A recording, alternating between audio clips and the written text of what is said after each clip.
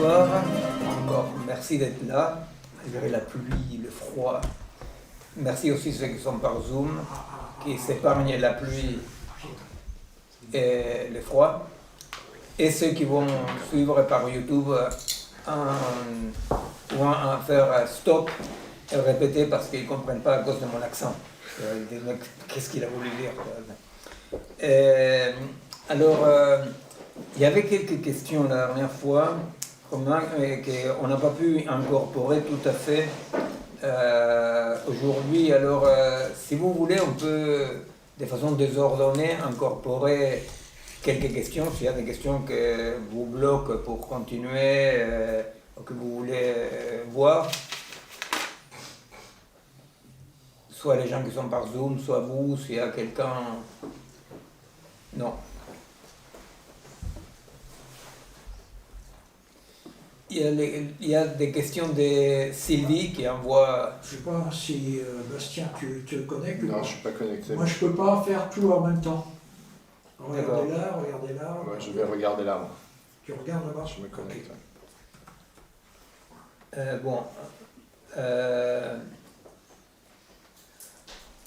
Alors bon, j'ai fait juste une petite préambule pour accrocher les wagons, pour voir de quoi on va parler, non? Et il y avait un truc par rapport à... Parce que l'autre jour, avec une réunion avec des biologistes, la dernière fois ici, aussi c'est revenu la question de la lutte sociale, les rapports avec la situation et l'organique. Bonsoir. Bonsoir. Bonsoir. Et, bon, je ne sais pas si vous avez... Bon, sinon on continue, on verra quand ça arrive, quoi. Ou sinon on peut faire comme on a fait tout à l'heure. Ciao. Comme on a fait tout à l'heure, la prochaine fois, à un moment donné, s'il y a des questions très particulières, on peut les traiter un peu à part. Alors, au fait, nous sommes, je rappelle un peu dans cette exposition spiralaire, je rappelle quand même que l'hypothèse de base de penser et agir dans la complexité tourne autour d'un changement d'époque sur lequel on a travaillé l'année dernière, non? Dans lequel on dit, bon voilà, ces changements, personne décide un changement comme ça, de ce type de changement qui regarde l'épuisement de tout un mode d'autoproduction du monde, n'est-ce pas? Et on dit, bon, ce qui pose beaucoup de questions, effectivement, mais une des questions qui pose, c'est la question qui nous mène vers la théorie de la situation, c'est, comme dirait Deleuze et Guattari dans Qu'est-ce que la philosophie, à la fin, ils font un paragraphe dans lequel ils disent on a connu l'époque des dieux, non, c'est-à-dire dans laquelle la causa sui, celui qui agit non déterminé, était Dieu ou les divinités. On a connu l'époque de l'homme, dans laquelle l'homme, en tant que dispositif, non, était causa sui. Alors ils finissent en disant « Espérons que la prochaine ne soit pas pire ». Ils finissent, grosso modo, ils disent ça. Et au fait, bon, il y a deux ou trois choses. Une, nous avons développé la dernière fois à quoi on appelait un dispositif, quand on disait l'époque de l'homme, l'humanisme, etc. Ça ne veut pas dire l'anthropocentrisme. Là, il y a des places, là, non? L'anthropocentrisme, bref, de façon paradoxale, pour dire comme ça, paradoxale dans l'énoncé, non? L'anthropocentrisme, il ne faut pas le comprendre comme si il fut une époque, un mode d'autoproduction du monde dans lequel l'homme était au centre, l'homme en tant qu'espèce. L'espèce humaine était au centre.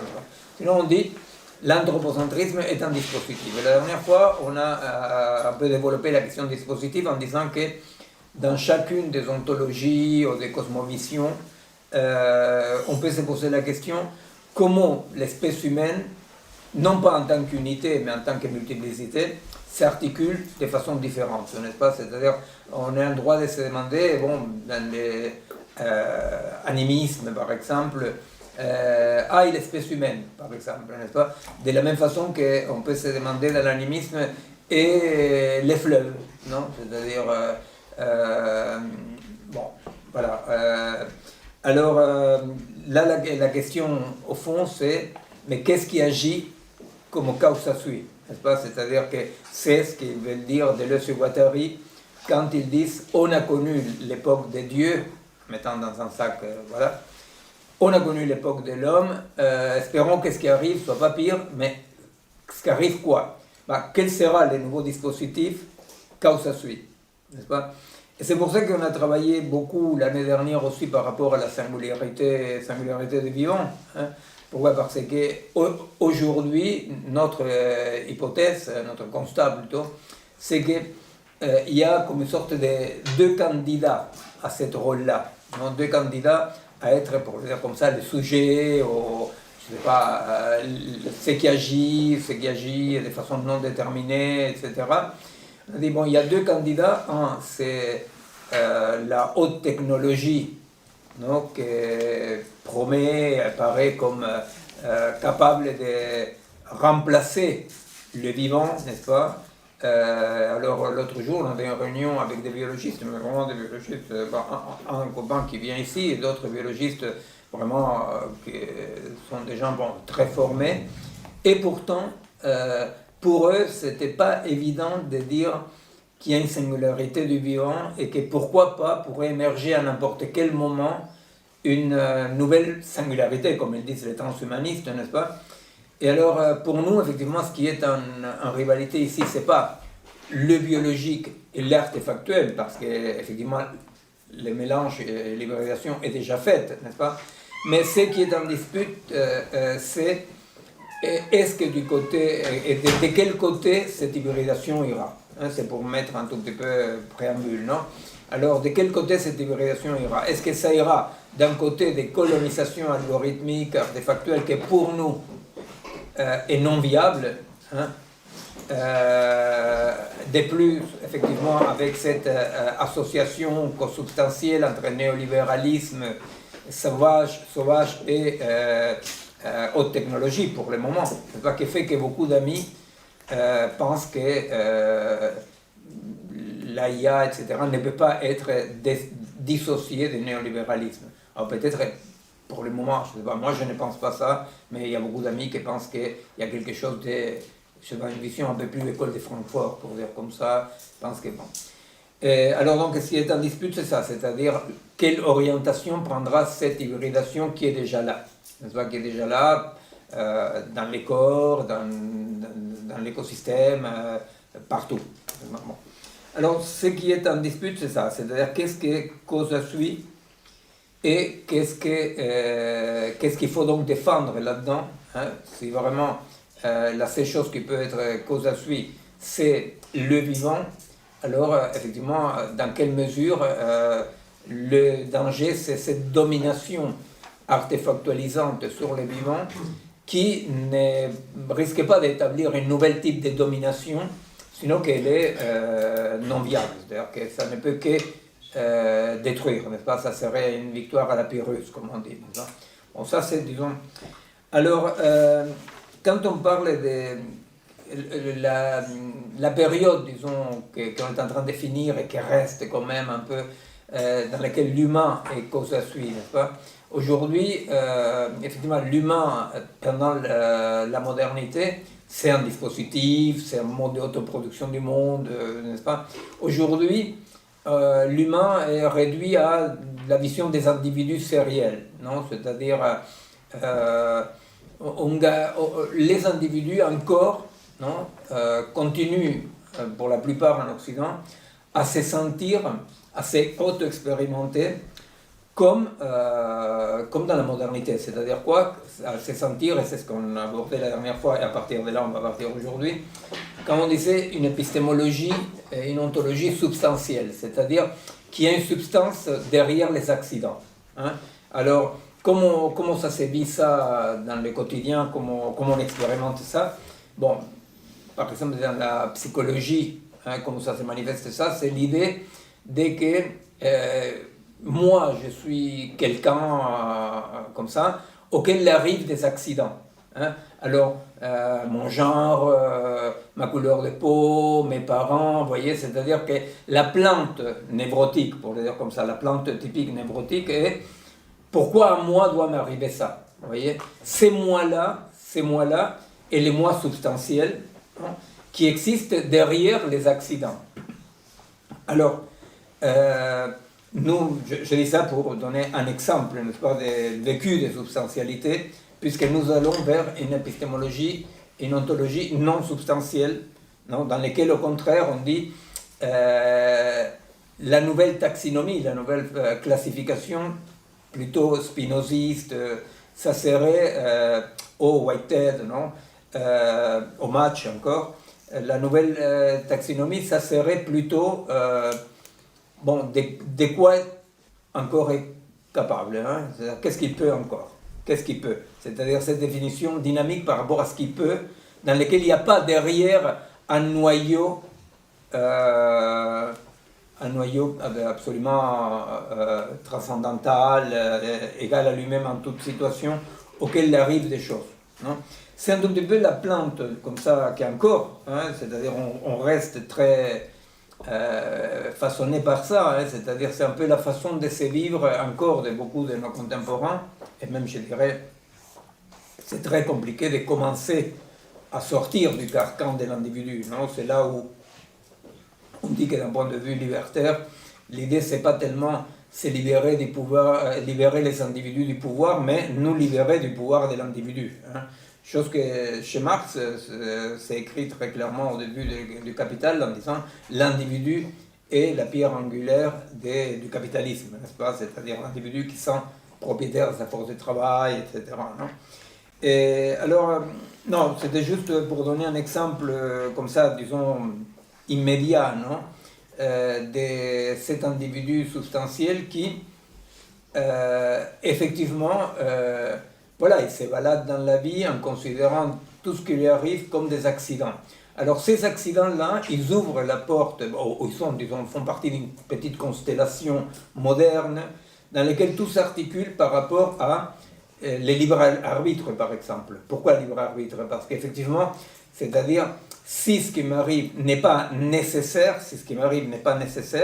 ça pourrait être autrement. N'est-ce pas? Ça pourrait être absolument autrement. Et c'est l'opposition entre liberté et nécessité. Hein? Alors on va dire, bon, tout ce qui est nécessaire s'oppose à ma liberté, et ce qui est nécessaire va apparaître comme des accidents. Vous voyez, c'est-à-dire tous les accidents qui empêchent que moi, débarrassé de mes déterminations, et ces moi profonds puissent s'exprimer. Non? Et alors, ça va aussi du côté des les soupçons d'intentionnalité, par exemple, n'est-ce pas? C'est-à-dire que la personne va dire l'autre me veut du mal, n'est-ce pas? Et c'est très important de dire de donner de l'intentionnalité, parce que si l'autre a une intentionnalité, c'est comme ça que je sauve mon illusion de liberté. Vous comprenez? C'est-à-dire, il ne me fait pas mal parce qu'il me fait mal, vous voyez, c'est-à-dire c'est pas la pluie tombe, alors je donne pas une intentionnalité à la pluie, non? Aussi l'apologue, vous savez, taoïste qu'on avait cité l'année dernière, là quand il dit si une barque vide cogne ta barque, tu dis bon, pas de chance et c'est tout. Mais si une barque occupée par quelqu'un cogne ta barque, tu te fâches contre l'autre, n'est-ce pas? Et alors les taoïstes finissent en disant quand tu comprendras que toutes les barques sont vides, n'est-ce pas? Que c'est ni plus ni moins que l'homme n'est pas un empire dans l'empire de Spinoza. Non, ça veut dire ça. Ça veut dire, finalement, quand tu comprendras que les choses agissent par nécessité et pas par libre arbitre, et pas de façon accidentelle. C'est-à-dire, c'est pas un accident, non? Et alors, toute la modernité de l'homme, de la modernité en tant que dispositif, effectivement pas homme-femme, mais l'homme de la modernité, qui effectivement est un homme cartésien, se bagarre contre ça. C'est-à-dire, c'est-à-dire être libre, c'est dominer ses déterminations, dominer son corps, dominer Par contre, dans une épistémologie, une ontologie non substantielle, comme le fait Spinoza, nous, on dit, ah ben non, effectivement, la liberté ne s'oppose pas à la nécessité. Hein. Ce qui va s'opposer à la nécessité, ce sont les mécanismes, les engrenages, les dispositifs qui empêchent à un organisme de déployer son mode d'être, c'est-à-dire ce qui lui est nécessaire. Non. Chose qui pose une série d'autres types de problèmes, mais que tout à coup, en vidant cette substance métaphysique derrière les accidents, on va dire non, mais rien n'est un accident. C'est-à-dire, on ne peut pas juger la vie. Hein, on ne peut pas juger la vie. Rien n'est un accident. Tout est nécessaire. Et finalement, il s'agit, par un deuxième genre de connaissance, de connaître cette géographie antérieure, de dire comment je suis fait. Hein, comment je suis fait. Hein, que c'est un tout petit peu ce que Varela, pour citer d'un côté ou de l'autre, hein, il va appeler, pour les organismes, il va dire, un organisme se caractérise parmi d'autres choses par avoir des comportements propres. Hein, il va avoir le comportement propre. Et alors, d'un point de vue psychopathologique, la chose elle est un peu rigolote dans la clinique, non? Parce qu'effectivement, ça inverse absolument les points de vue psychanalytiques ou psy-classiques, non? Qui essayent de comprendre qu'est-ce qu'il arrive à une personne, non, qui est là derrière les accidents. Et là, on va dire, par exemple, bien quelqu'un il dit je me suis mis en colère parce qu'elle m'a dit ça. Et toi tu dis, non, si tu t'es mis en colère, c'est parce que tu peux te mettre en colère. C'est-à-dire, c'est un comportement propre, n'est-ce pas? Et face à le même stimuli, l'autre aurait fait une dépression. Et face au même stimuli, l'autre serait foutu éperdument. Vous voyez, c'est-à-dire que dans une épistémologie non substantielle, ce que l'autre appelle les accidents, à vrai dire, on dit non. On ne peut pas juger la vie d'un peuple, d'une personne, d'un groupe, peu importe, la juger depuis un non-lieu idéal, abstrait, comme on devrait être, c'est le devoir-être occidental qu'on a abordé avec Rodolfo Kusch par rapport à l'ontologie del ser, de l'être, et l'ontologie estartienne, non, de l'être là. Dans l'ontologie occidentale de devoir-être, il y a toujours ce manque à être, non, ce manque à être, dans lequel ce qui arrive ici et maintenant, ce qui arrive dans le présent, est toujours un manque à être, hein, jusqu'à développer toute une psychanalyse du désir qu'on manque, du désir que... Bon, etc. Non. Alors, bon, effectivement, la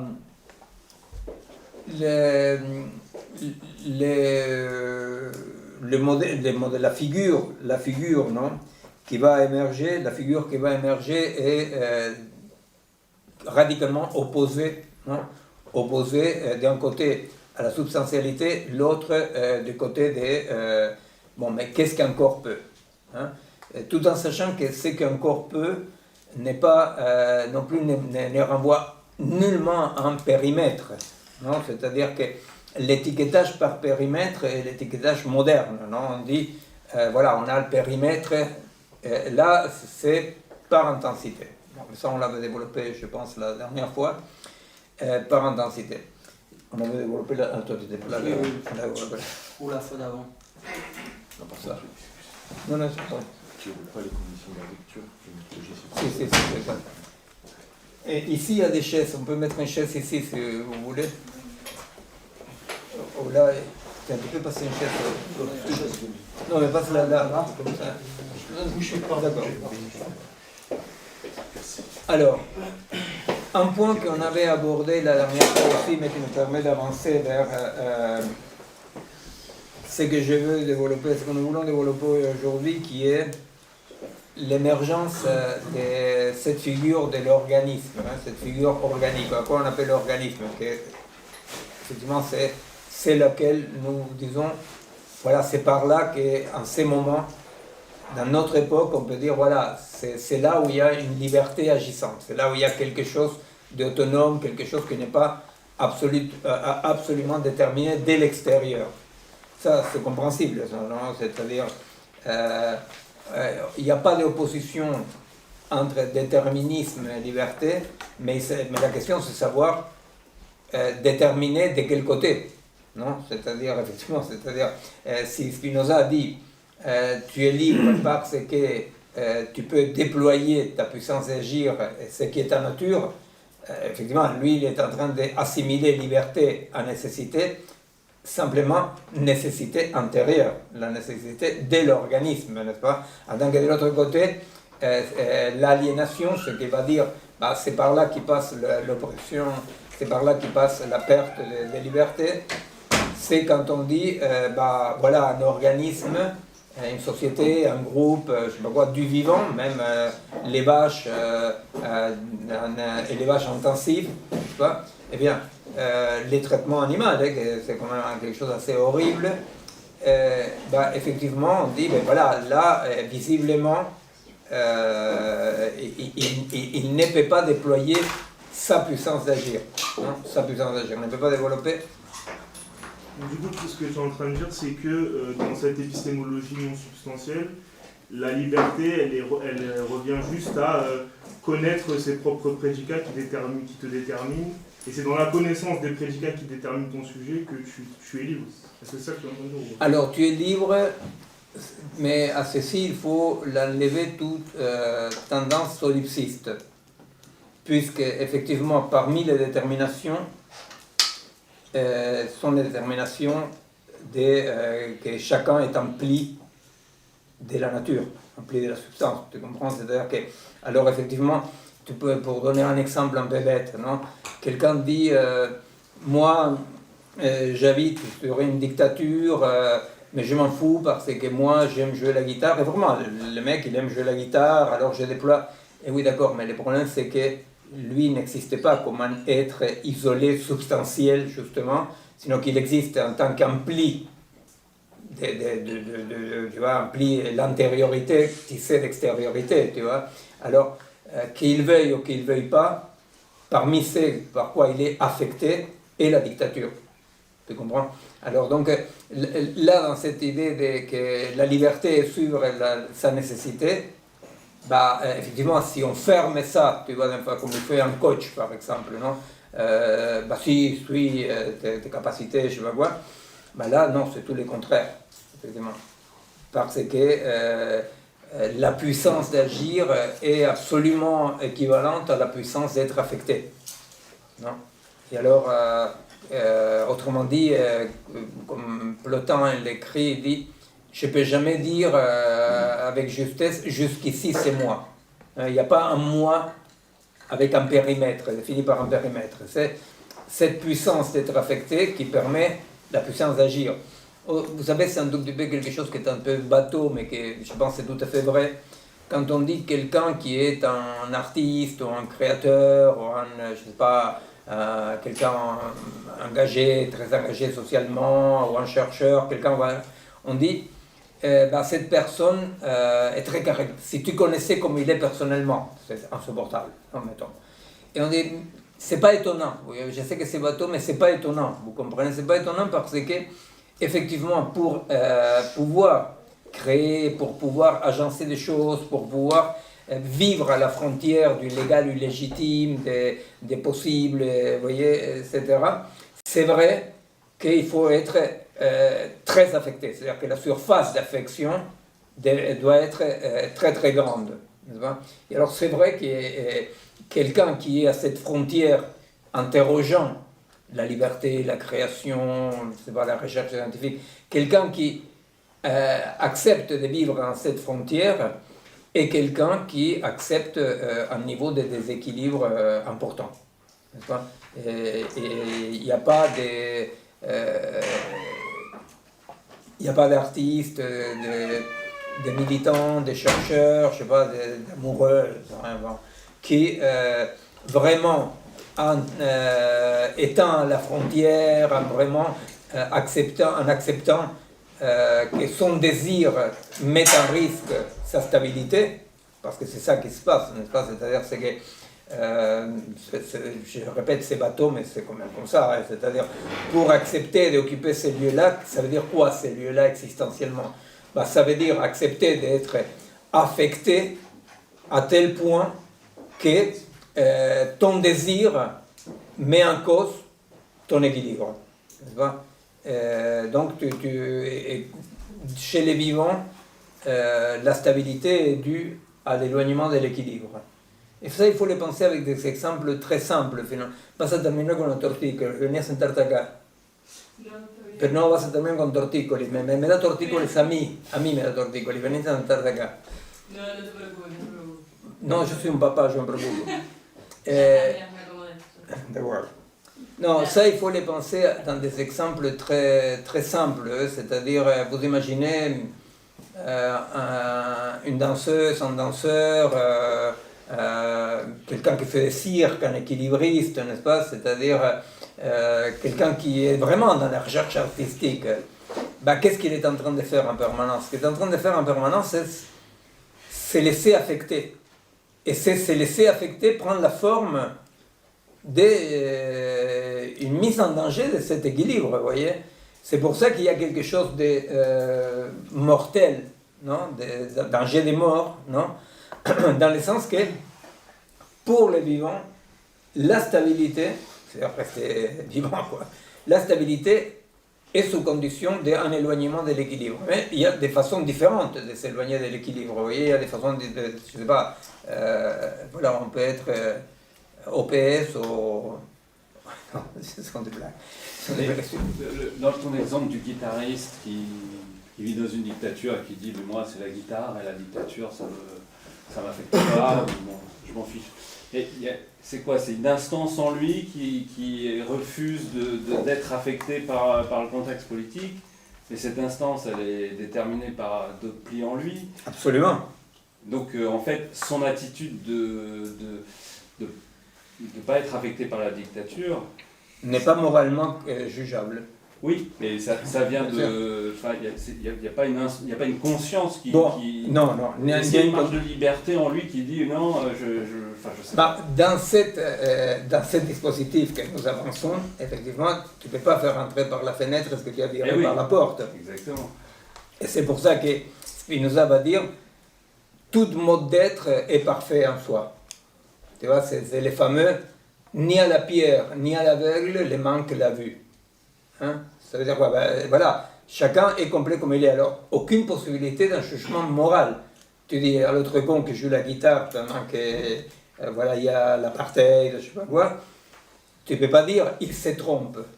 Tu comprends? Ben, voilà. Alors, effectivement, après, il y a comme des opportunités d'agencement, on pourrait dire ça. Tu comprends? Que tu vas ou tu vas pas, tu vois, c'est-à-dire il y a comme des battements qui sont les permanentes modifications dans le mode d'être affecté, hein, qui sont les changements des puissances, hein, les changements permanents des puissances. Dans ces changements permanents des puissances, il y a des moments plus, des moments moins, tu vois. À ces moments-là, il accroche ou il n'accroche pas. Alors, ce qu'on peut dire de façon tout à fait banale, bah, c'est lui ou celle qui accroche des plus accrochera, et celui qui accroche pas, tu vois. Mais tout est une question aussi des niveaux de puissance, tu comprends? C'est-à-dire que, je ne sais pas, quelqu'un peut être, tu vois, carrément un flic sous une dictature, et à un moment donné, comme ça arrivait chez nous, hein, bah, ne va pas jusque-là. Moi, je me souviens parfaitement, c'est quelque chose qui m'a marqué beaucoup. Quand j'étais dans les pires moments, tu vois, dans la salle de torture, j'ai entendu, un des jours, je ne sais pas quel jour, j'ai entendu dire, c'était des flics et des militaires, j'ai entendu dire, celui-là, quand il faut s'amuser, il s'amuse, mais quand il faut travailler, il ne vient pas. Et s'amuser, c'était aller arrêter des gens, et de travailler, c'était torturer. Tu vois, et moi, je devais rester, tu vois, tu n'as pas grand-chose d'autre à faire qu'entendre, tu vois. Et c'est une chose qui m'a marqué, parce que je me suis dit, ah bon, tu vois, c'est-à-dire, il y en a qui ne vont pas jusque-là. Bon, pour ce flic-là, tu vois, j'espère qu'on ne l'a pas trucidé lui, mais pour ce flic-là, tu vois, bah, le maximum de sa puissance, c'était là. Tu vois, c'est parfait, tu vois, c'est-à-dire, c'est pas qu'il devait devenir un résistant, et voilà, pour lui, à ces moments-là, ces fluctuations des puissances permanentes, tu vois, les plus et les moins des puissances, hein, bah, à ces moments-là, lui, à ces moments-là, tu vois, il peut, à un moment donné, plus de puissance, ça veut dire effectivement plus de liens, plus d'intensité, tu vois, la puissance, une fois encore, c'est pas quelque chose de solipsiste, n'est-ce pas?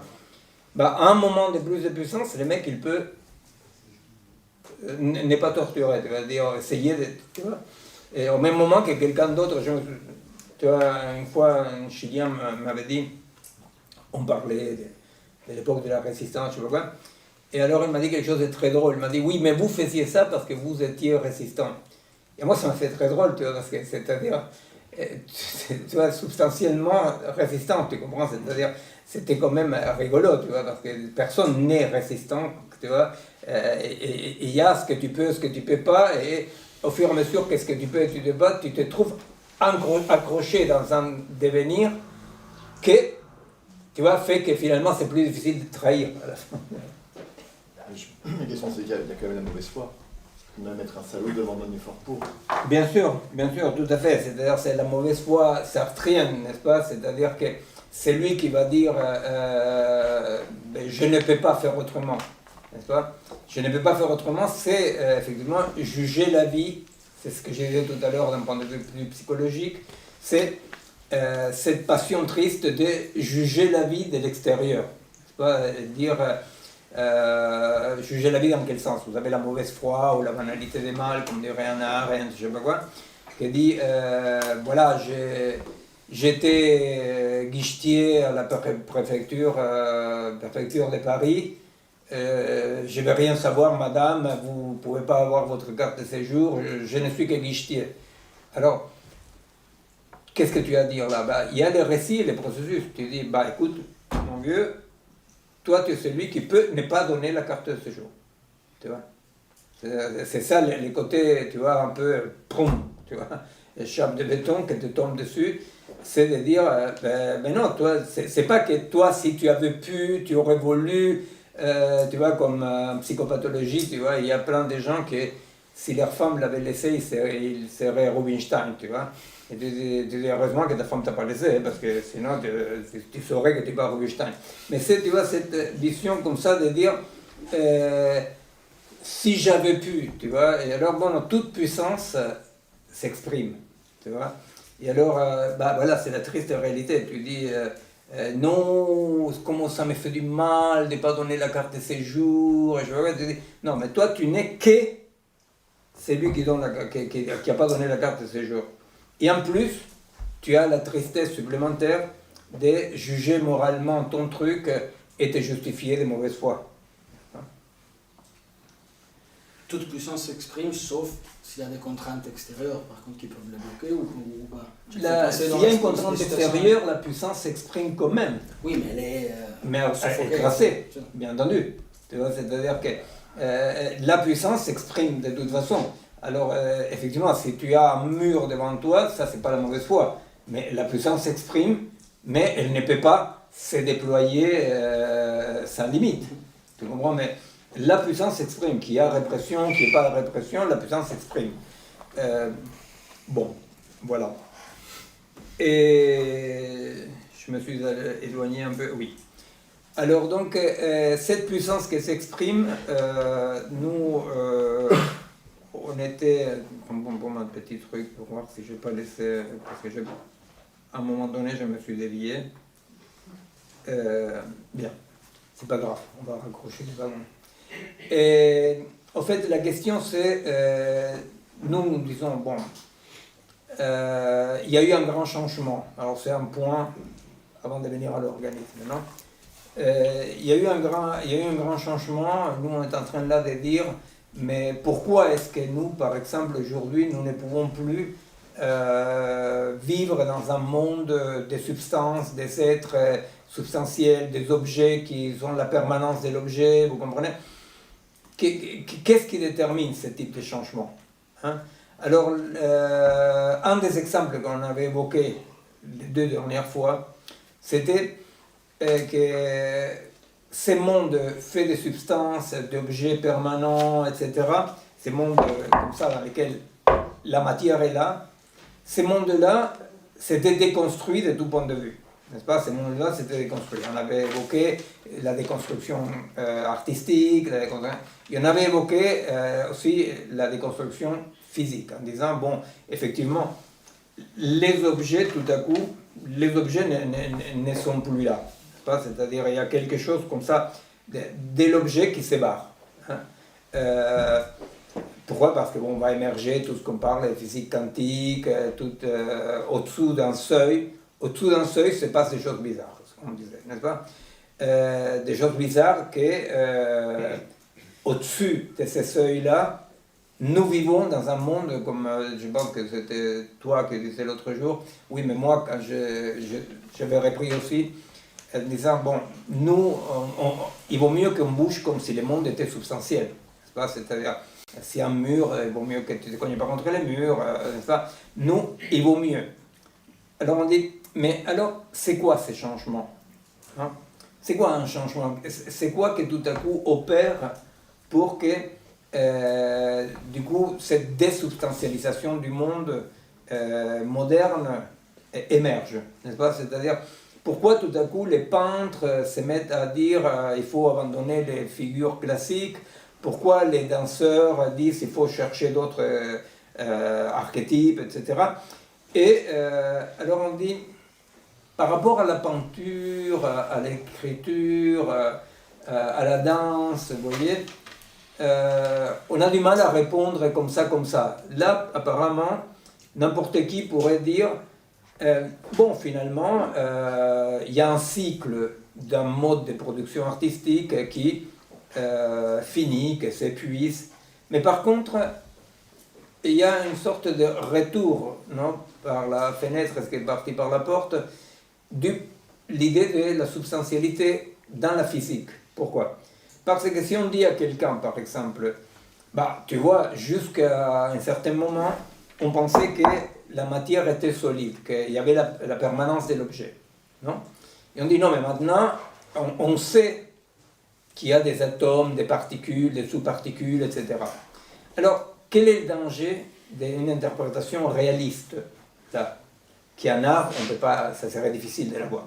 Bien, le danger d'une interprétation réaliste, ça serait de dire ah, mais ce qui se passe, c'est qu'on a découvert que derrière la matière, avec la permanence de l'objet, derrière les objets newtoniens, pour dire comme ça, vous savez, les objets newtoniens sont, vous avez une pierre, cette pierre-là, elle est où qu'elle soit, n'est-ce pas? C'est-à-dire qu'elle soit dans l'espace, sous terre, peu importe, la pierre, elle est. Et la seule chose que tu peux dire de la pierre, elle est au-dessus d'une autre pierre, au-dessous, à côté, mais la pierre, elle est substantiellement. Et alors on dit, ah bon, mais tout ce qui s'est passé, c'est que tout à coup, on a découvert que la pierre était composée de particules atomiques, subatomiques, etc., jusqu'à arriver à une équivalence masse-énergie, et donc encore plus enlève la permanence de l'objet. Alors, c'est là où ça se joue un point épistémologique pour nous très important pour comprendre la suite vers la théorie de la situation. C'est que, grosso modo, il peut y avoir deux versions, effectivement. Il peut y avoir la version dans laquelle, bon, grâce au progrès de la technologie, maintenant on voit que derrière les objets stables, il y avait des autres sous-objets, n'importe quoi. Ou bien, c'est que nous disons d'un point de vue dynamique, c'est que ce serait des points de vue non substantiels de ça, et de dire, par la pratique technologique, humaine, par le déploiement de la puissance même du monde, hein, les modes d'interroger des réels résistants, les modes d'interaction, les réels résistants pour dire ce qui est là, hein, ce qui est là. Et alors on dit, les modes d'interroger, les modes d'interaction avec les réels résistants fait que tout à coup on puisse élaborer des théories et des pratiques dans lesquelles si dans ma théorie, j'ai dit il y a des électrons, des protons, des bosons, etc., ça fonctionne. Vous comprenez? C'est-à-dire que, comme il dit Born, non? Les observables, ce que je peux observer, dépendent de la théorie. Vous comprenez? C'est-à-dire, ça, Born et Einstein, malgré toutes les différences qu'ils avaient, ils étaient tous d'accord que les faits et les observables dépendent de la théorie. C'est compréhensible, ça. Non? Alors, quand nous disons, mais les faits dépendent de la théorie, je suis en train de dire, si moi, en interagissant avec X, non, le réel, les continus résistants, c'est X.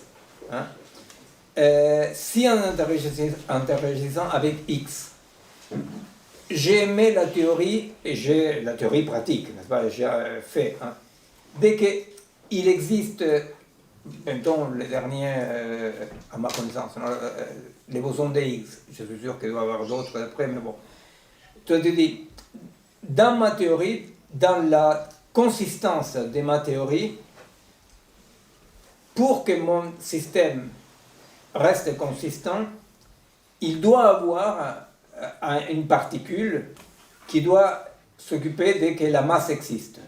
Vous comprenez?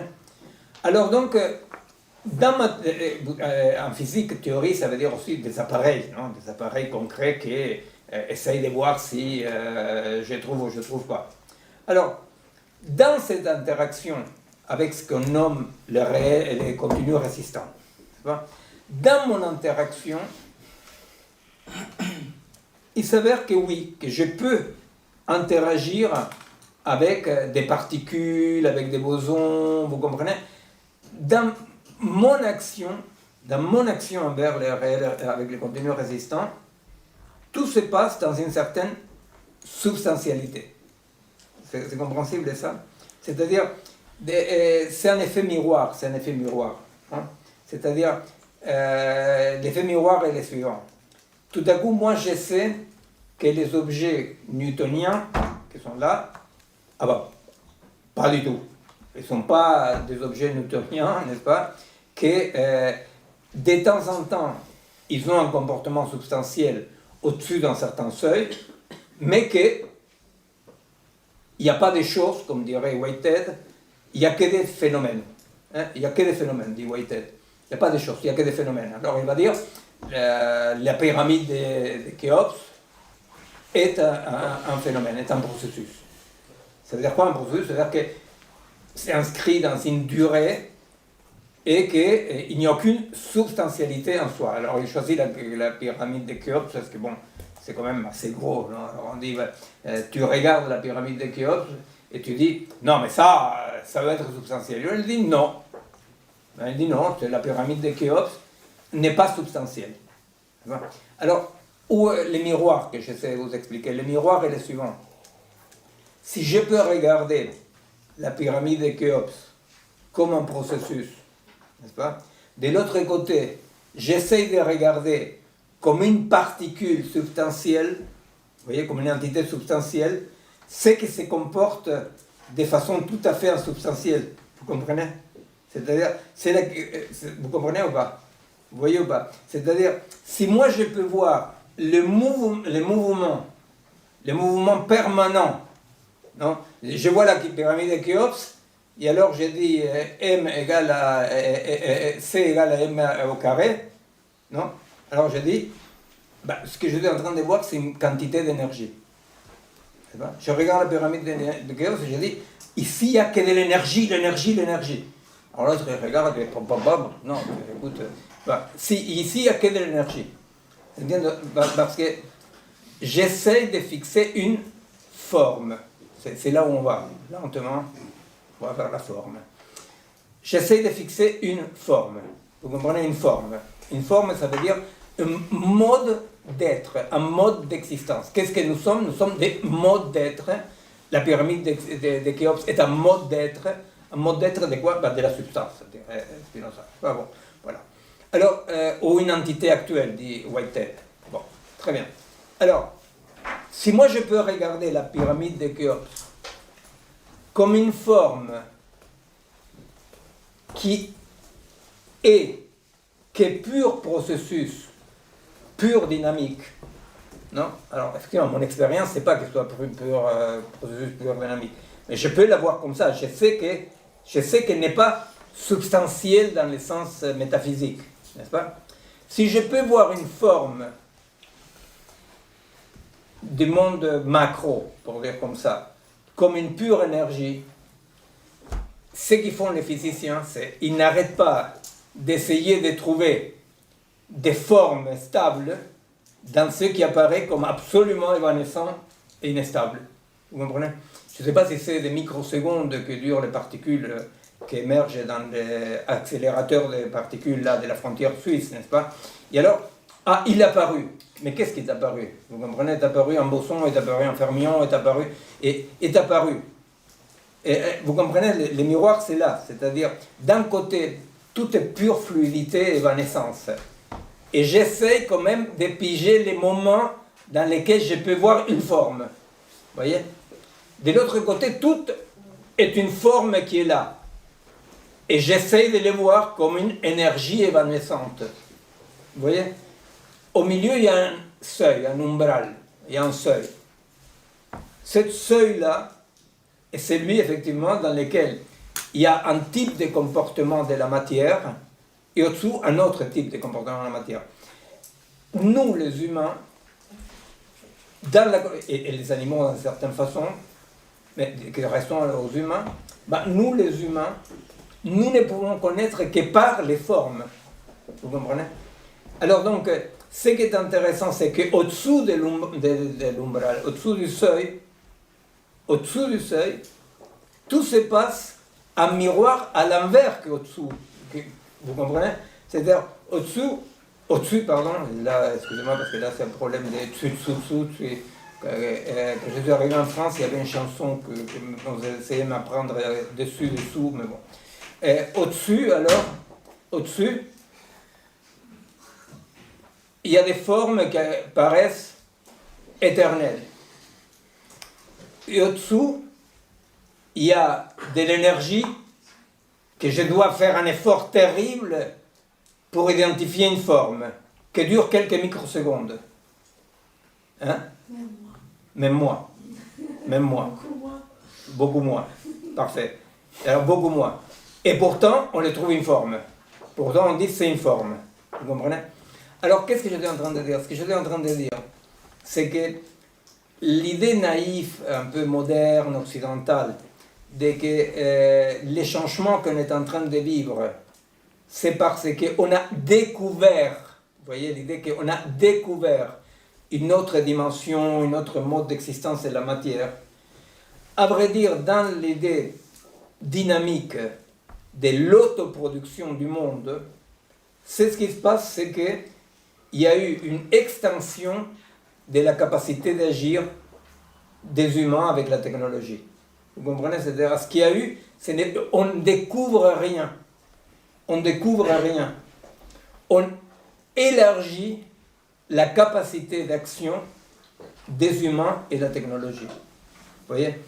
Ça, peut-être, semble beaucoup d'efforts et beaucoup de blabla pour peu de choses, mais c'est peu de choses, ça veut dire quelle rationalité avons-nous pour remplacer la téléologie et les mythes du progrès, vous comprenez? C'est-à-dire quand même que pendant quelques siècles, l'Occident colonial a convaincu que la connaissance était découverte de ce qui est là.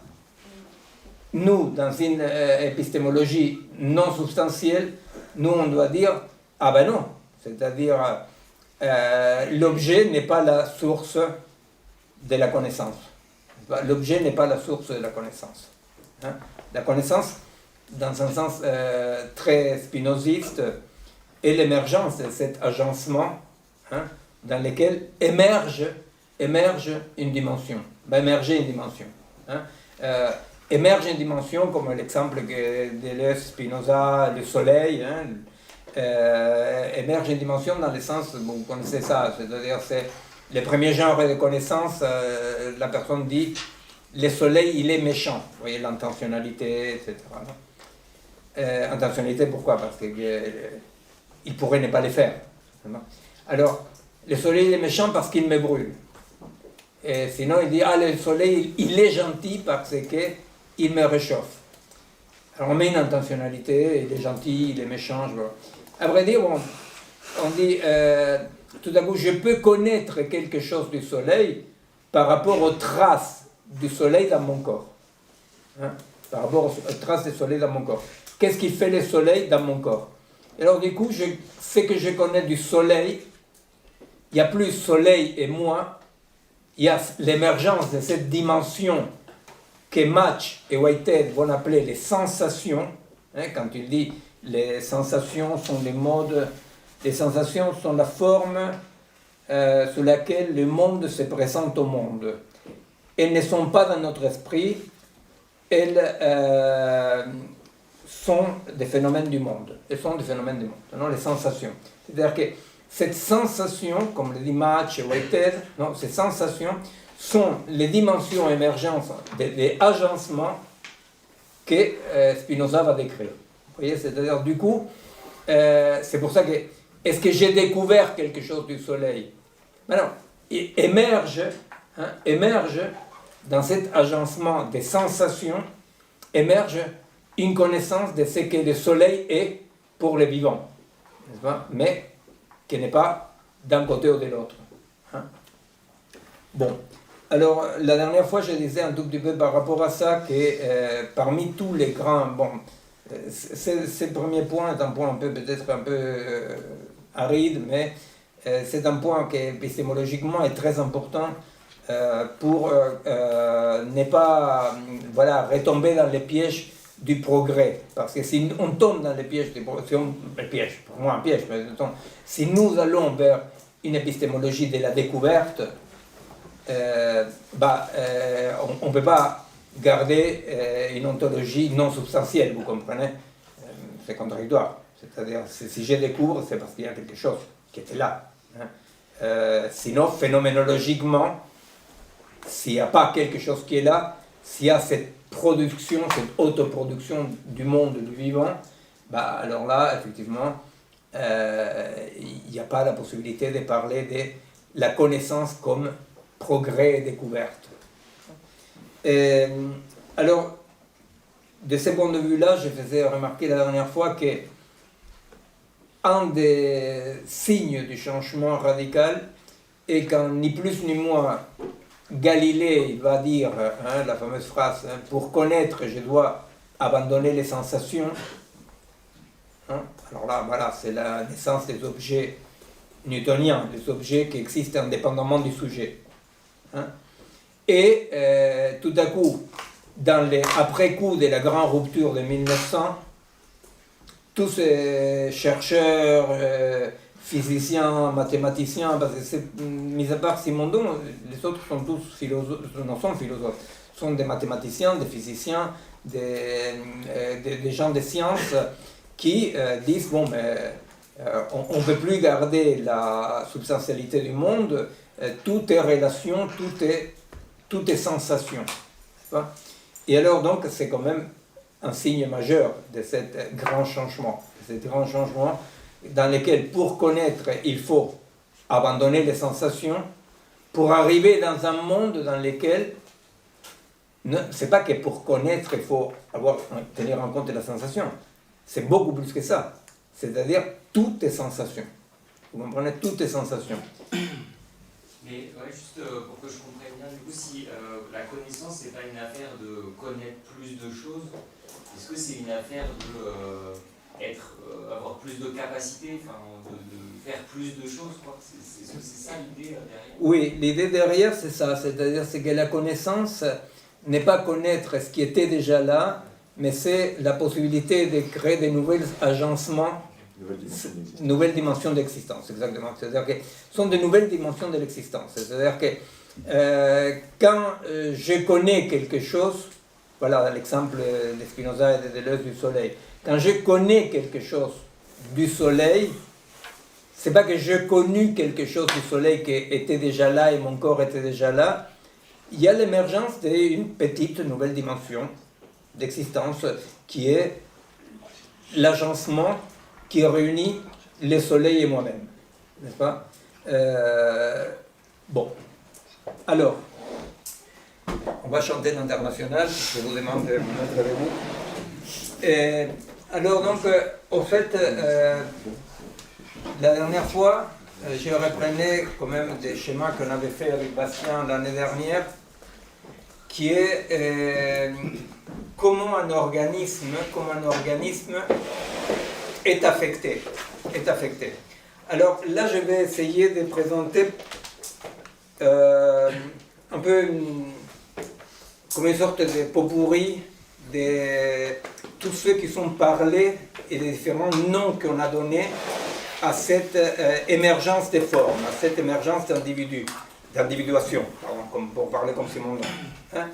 Individuation, ça veut dire ça pour Simondon. Hein? C'est-à-dire Simondon, il dit, il y a les pré-individuels, les processus pré-individuels qui s'individualisent, qui créent des formes, hein? qui produisent des formes. Il n'y a pas de séparation entre la forme et la concrescence. La concrescence est une façon de nommer les processus. Chacun va la nommer d'une façon différente. Alors, si la pyramide d'Égypte est une forme de la concrescence, voyez, et vous êtes des formes de la concrescence, et un asticot est une forme de la connaissance, vous voyez, c'est-à-dire que tout ne sont que des formes émergentes.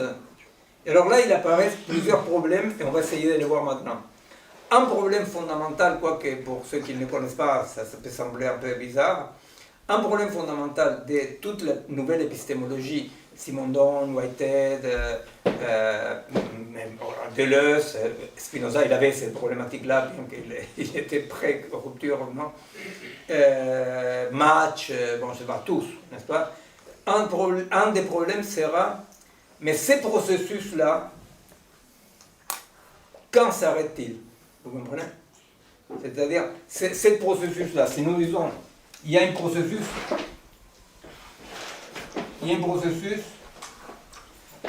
un pur processus. Disons, alors, ce qu'on appelle les continus résistants, les continus résistants, on appelle, c'est contre quoi on est en train en permanence de dialoguer, interagir. Non? C'est-à-dire, vous faites des mathématiques et vous êtes en train de travailler un théorème. Par exemple, nous, on avait fait, on avait travaillé en logique mathématique et il y a très très très longtemps. Et c'était très drôle parce que quand tu travailles en logique mathématique à partir d'un certain niveau, de l'autre côté, ça répond. Ça répond. Et nous, on avait appelé ça X-tolérance. Que X, non X. Tolérer, on ne tolérait pas certaines hypothèses. Vous comprenez? C'est-à-dire, c'est très drôle dans la recherche en physique, en mathématiques, dans la recherche en biologie, c'est un peu différent, mais un peu. Disons, ce qui est très drôle, c'est que c'est comme si vous êtes en train de jouer aux échecs, mais que vous ne voyez pas la personne qui joue aux échecs. Mais certains coups sont possibles, d'autres coups non. Vous avez vu, par exemple, quand vous jouez contre l'ordinateur, non? Vous ne pouvez pas tricher, parce que si jamais vous faites que le cheval saute d'une façon différente, pic, il revient en arrière. Bon. Et les continus résistants fait pic, non. Vous voyez? Mais il ne dit jamais oui. Vous comprenez? Il ne dit jamais oui. Juste ce que vous pouvez faire, vous jouez. Et ça, c'est une des raisons pour lesquelles un ami iranien nous avait fait remarquer ça.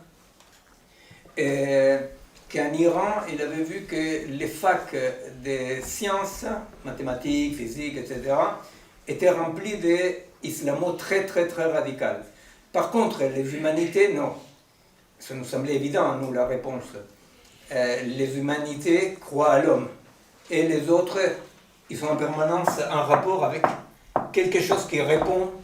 Et que tu dis, mais c'est quoi qui répond là derrière? N'est-ce pas? Est-ce qu'il joue au dé ou il ne joue pas au dé? N'est-ce pas? Alors, les continus résistants, c'est ces concepts un peu vagues, mais qu'on utilise un peu partout, pour dire qu'en permanence, je suis, dans ma pratique, je suis en rapport avec quelque chose. Vous voyez, c'est-à-dire l'équilibriste, c'est quoi les continus résistants? Vous voyez, c'est-à-dire l'équilibriste, il essaye, vous voyez, il va essayer. il va essayer comme l'équilibriste là, s'il parle de Zarathustra, finalement, boum, c'est casse la gueule. Bon, et tu essayes. Alors, même cet essai, c'est une façon de dire, il y a comme un dialogue dynamique permanent entre les possibles et, boum, la perte quand cette stabilité, l'équilibre casse la stabilité. Le déséquilibre vraiment casse la stabilité. C'est compréhensible, ça, l'idée continu résistant. Bon. Alors, les continus résistants, pourtant, ce n'est pas à considérer comme une masse homogène, comme c'était de la pâte à modeler. Vous voyez cette idée qu'ont les étudiants de terminale quand on étudie Spinoza, qui pensent que la substance serait de la pâte à modeler, de laquelle apparaissent des modes. Hein.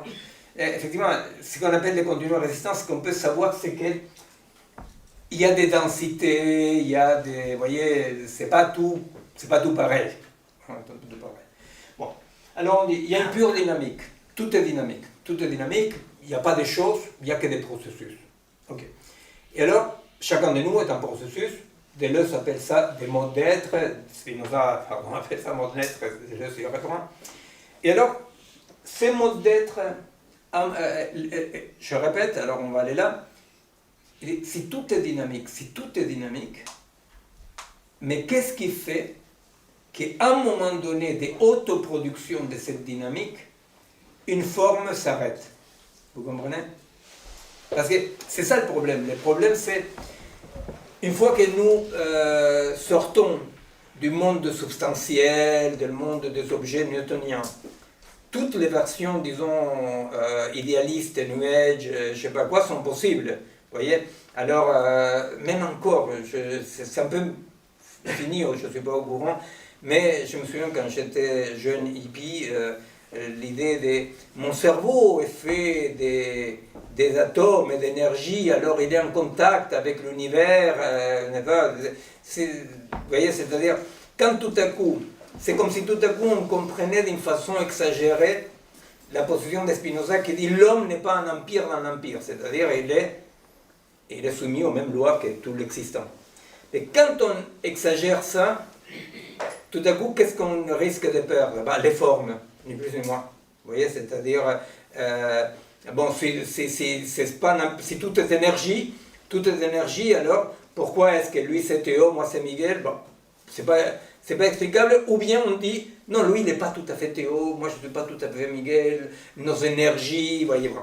Comme on n'est pas tombé dans ce type d'interprétation, eh bien c'est le problème, ni plus ni moins, des matchs, des Whitehead, des Deleuze, des Spinoza, des Simondon, qui est le problème de, ok, on ne peut pas nier la dynamique, on ne peut pas nier la dynamique permanente, que tout est dynamique. Et pourtant, dans le monde macro, on ne vit qu'avec des formes consistantes. Là, ce qui aurait été génial, c'est que je fasse comme ça et ça tombe. Non, mais bon, malheureusement, la vie n'est pas parfaite. Alors, dans le monde macro, on vit dans des formes consistantes, et dans le monde micro, les chercheurs, ils ne cherchent pas autre chose qu'à identifier des formes, n'est-ce pas? Même des formes hyper émanescentes. Vous savez que Spinoza, il avait une tête inexplicable, il avait écrit la question des seuils. Il avait écrit la question des seuils. Parce qu'il s'était posé la question, il s'avait dit, mais comment existe le mode? Non? Il dit, les modes sont des modes de la substance. Hein? Et la substance, c'est le tout de chaque mode. Parce que la substance, ce n'est pas une pâte à modeler, la substance, c'est une dynamique. Hein? Quand Spinoza dit, tout ce qui existe, ce sont des modes de la substance. Et les modes, ils sont au moins deux attributs. La pensée et l'étendue. Okay. Mais il va dire, et lui, il se pose la question, il dit, ok, la substance, il dit, mais de quoi est faite la substance? Qu'est-ce qu'il y a? Les parties extensives. Et alors, lui, il va jusqu'à l'intuition incroyable de dire que finalement, tout est fait, il ne va pas dire d'énergie, mais presque, il va dire, tout est fait des parties infinitement petites, non? Qui sont évanescentes et qui n'ont pas d'épaisseur. Et quoi, il parlait de neutrinos, vous voyez, il parlait de quoi? Vous voyez, il parlait d'une sorte de particules, que finalement ces particules, ben, ils n'étaient pas extensifs. Vous comprenez? C'est-à-dire que Spinoza, il va, en s'interrogeant, il dit, mais, non, mais de quoi il est fait tout ça? De quoi il est fait? De quoi il est fait? De quoi il est fait? Ben, les mecs, il décrit, sans décrire les seuils, que c'est notre boulot à nous, c'est ça, notre boulot, c'est de comprendre les seuils. Il y a tout ce que j'ai connu, mais lui m'a dit que c'est vieillot, c'est impossibilité de Pauli, impossibilité, non, comment ça s'appelle? Impossibilité, ça s'appelle? Non, exclusion. L'exclusion de Pauli, ça s'appelle ça en français, qui est un théorème qui essaie d'expliquer les seuils, bon, voilà. Bon, peu importe. Alors donc, existent des formes. Ces formes-là, on va dire, ces formes-là, ça peut être un individu, mais une forme est aussi une espèce, par exemple. Pourquoi? Parce que c'est difficile de penser un individu sans penser l'espèce. Hein? Là, il y a des discussions que, si on a le temps, on pourrait voir entre les deux. Bon. Alors, on va dire, émerge une forme. Nous, cette forme-là, on la décrivait toujours comme ces niveaux-là étaient les niveaux de la perception. Hein, on faisait la différence entre perception. La perception, c'est le niveau dans lequel un corps émergent est mélangé avec les indéterminés, les pré-individuels, vous voyez, avec cette énergie pure. Ça, c'est le niveau de la perception. Tous les corps sont affectés partout. Tous les corps sont affectés partout. Mais, comme elle va dire Whitehead, si aujourd'hui il y a un Suisse qui est en train de jouer le trombone, nous en quoi on est affecté par? Alors il va parler de la focalité. Vous voyez, c'est-à-dire bien entendu qu'on ne peut pas ne pas être affecté parce que par principe, tout affecte, c'est devenir permanent, n'est-ce pas? Mais à la fois il y a la focalité. C'est-à-dire qu'on est plus ou moins affecté. Oui. Alors lui va dire, lui, tous, eux, ils vont dire, la perception, et ça serait ce niveau-là dans lequel on est affecté partout. Tout corps est affecté partout. Il y a un deuxième niveau, mais là on ne parle plus. Je vais juste dire un truc, parce que sinon c'est trop compliqué. Là on ne parle plus de tout étant, pas de toute entité actuelle. Non? Là je vais parler plutôt du vivant. Et après on va voir comment on peut transposer ça à l'inerte. D'accord? Là je parle des entités actuelles des êtres vivants. Hein? Alors, là ici c'est le niveau de la perception, là c'est le niveau de la aperception. Ça veut dire quoi la perception? La perception ça veut dire que par exemple, bon c'est l'exemple que donne Leibniz, qui est connu, non, je suis, au niveau de la perception, je suis affecté par des milliers de gouttelettes, mais j'aperçois la vague. Vous comprenez? C'est-à-dire, là il y a déjà un premier filtre. Pourquoi?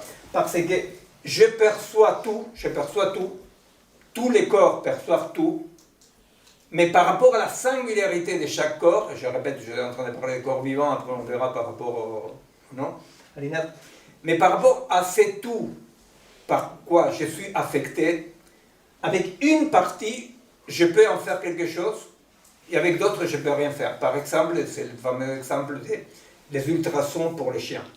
Non? C'est-à-dire, nous sommes tous affectés par les ultrasons. Sauf que les ultrasons, pour nous, sont une sorte de préhension négative. Préhension négative. Ça, c'est le langage de Whitehead. Non? Il y a une préhension négative, c'est-à-dire que je suis affecté, mais je ne les prends pas pour faire quelque chose. Pourquoi je ne les prends pas? Parce que mon organisme ne peut rien faire avec ça. Vous comprenez? Je suis donc affecté, mais je ne peux pas avoir une aperception. Qu'est-ce qu'est une aperception finalement? Une aperception est une forme. Émerge une forme. Qu'émerge, je recommence. Entendu. Non, je recommence depuis le début. Et qu'est-ce qu'est une aperception? Une aperception d'un point de vue neurophysiologique est une forme. Alors vous savez qu'il y a votre illustre compatriote Stefano Mancuso qui effectivement il va travailler sur la neurophysiologie des plantes. Il va dire bah, les plantes aussi ont des mécanismes qui les permettent d'avoir des formes, n'est-ce pas? Des formes. Forme, ça veut dire qu'il y a une certaine compréhension. Vous comprenez, une forme, ça ne veut pas dire simplement une forme, ça veut dire que de l'hétérogène extérieur, il y a des chaises là si vous voulez. Bonjour, merci monsieur. Et il y a, avec l'hétérogène, chaque corps va créer des homogènes. Hein? Cet homogène créé par les corps, produit par les corps, à voir avec quoi? Avec la singularité du corps en question. Alors, ce que Stefano Mancuso a montré depuis une vingtaine d'années, un truc absolument génial, il va montrer que sous quelle forme les plantes aussi produisent de l'homogène à partir de l'hétérogène qu'il perçoit. Et comme il le sait, parce qu'il se comporte en conséquence. Vous comprenez? C'est-à-dire que le boulot de Stefano est comme ça, et clairement, il a passé des années en train de photographier des plantes, il a dû s'emmerder pas mal, mais bon, finalement ça a sorti bien, non? Et pour voir qu'effectivement, par rapport à l'interaction entre la plante et les soubassements pré-individuels, etc., bah qu'effectivement la plante, non pas seulement existe avec sa singularité, mais que sa singularité doit produire, entre guillemets, plein de guillemets, des formes, non, homogènes. Et comment il découvre ça? Parce que la plante interagit avec les milieux par rapport aux aperceptions qu'elle s'est fait. C'est compréhensible ça? C'est-à-dire que tout être vivant va construire des formes. Bon, le troisième niveau, pour la plupart des animaux, c'est la conscience, non? Et quand on parle de conscience, c'est l'émergence des formes identifiables pour l'animal. Vous voyez, c'est-à-dire, si vous le dites à votre chien, promener, il ne réagit pas simplement par rapport à une forme, comme la plante ou une amibe va réagir, il aura une image cérébrale de la promenade. Ça, on le sait avec l'imagerie médicale, n'est-ce pas? C'est-à-dire, on voit très bien que les chiens, les chats, les chevals, etc. Donc, c'est clair, une forme c'est une façon de produire de l'homogène signifiant pour l'organisme en question, et l'organisme en question va agir par rapport à cette production. Il est toujours dans l'agir, vous voyez? C'est ça la singularité des vivants par rapport à la machine.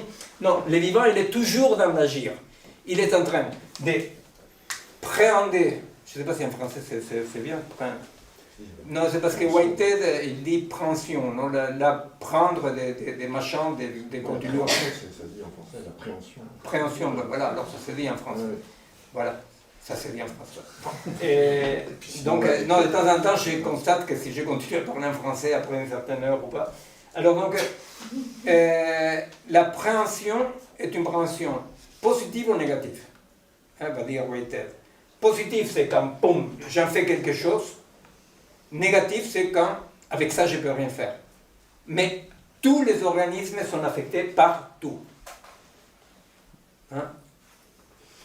Alors, là, ce qui va émerger là pour mon chien, qui s'appelle Toby, là, si jamais ça vous intéresse, ce qui va émerger à Toby, c'est, à partir de cette préhension, non, et l'émergence de certaines formes, bah, Toby, il produit une image cérébrale de la patéo de la promenade. Et les humains, on est bien emmerdés parce que les humains, on a un autre niveau, qui est la conscience réflexive. La conscience réflexive, et ce phénomène qui est en rapport avec une autre dimension, qui est la dimension symbolique. N'est-ce pas? C'est-à-dire que les humains, avec les formes, la conscience et la conscience réflexive, rentrent si au-dessous, pour dire comme ça, mais c'est pas au-dessous, après on verra, c'est pas au-dessous, c'est une façon de présenter. Mais si ici, on est en contact avec tout, on est affecté par tout, là-haut, les humains sont affectés par un tout de la langue articulée. Hein, de la langue articulée, de la pensée articulée. Un tout. C'est pour ça que nous, on a écrit un bouquin qui n'est pas apparu ici, il est apparu en Italie, en Argentine.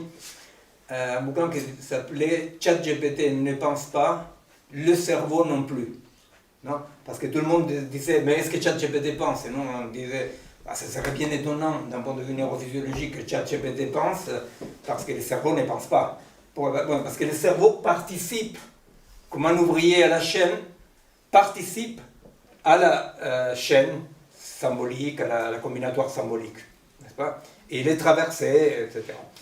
L'information, c'est ce qui arrive ici. La compréhension, c'est ce qui traverse tout ça. C'est compréhensible ça, non? C'est pour ça, à niveau de l'information, il peut y avoir des contre-vérités, post-vérités, tout ce qu'on a vu qu'ils disent. Parce qu'effectivement, ils te disent, il arrive, Poutine prendre le petit déjeuner. Ah merde, je n'ai pas préparé le café. Ah non, Poutine finalement ne vient pas. Ah ben c'était une post-vérité, vous voyez, on ne peut pas savoir. Bon, ça c'est juste quand tu es devant ton écran en train de te lobotomiser, parce que quand tu mets ton corps, que Poutine soit là ou soit pas là, tu le sais. Ce que je comprends par la praxis n'a pas de post-vérité. Ce que je comprends par la praxis me configure, me conforme, me constitue à niveau cérébral, modifie mes réseaux neuronaux et modifie mes neurones, n'est-ce pas? À tel point que ça c'est une discussion en biologie, est-ce qu'il y a de l'information qui circule à travers la synapse? Nous on dit non, pas du tout, il n'y a pas d'information qui circule à travers la synapse. À travers la synapse il y a des perturbations qui modifient le neurone, qui modifie la structure cérébrale, n'est-ce pas? Bon. Alors là maintenant je vais faire un tout petit peu les pots pourris. Alors,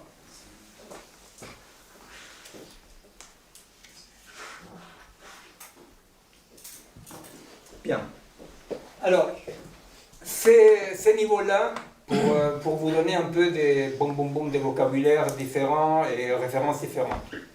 Ces niveaux-là, c'est le niveau que Simondon appelle les pré-individuels. Les pré-individuels. Les pré-individuels, merde, là je parle en espagnol, permanece, reste, excusez-moi, perdure dans l'individuel. Hein? C'est-à-dire que les pré-individuels, qui est l'éloignement de l'équilibre, perdure dans la stabilité de la forme. Alors, Simondon va dire, je ne peux pas comprendre les pré-individuels, l'individuel à partir de l'individuel. Pour comprendre l'individuel, je dois le comprendre à partir du pré-individuel. Alors, sous quelle forme restent les pré-individuels? Sous quelle forme reste la pure dynamique dans l'organisme fait? Bon, ça c'est un exemple qu'on a donné 1000 fois, je passe vite fait, mais je le dis quand même. Quelle est la différence entre un agrégat et un organisme? C'est qu'un organisme, dans un organisme vivant, ce qu'on a du mal à voir dans l'entité actuelle, comme on l'appelle Whitehead, non? La pyramide de Khéops. Alors il dit, c'est pas une chose, c'est une pure dynamique. Là, on a du mal à voir dans la pyramide de Khéops la pure dynamique. Par contre, dans un individu vivant, la pure dynamique, on la voit.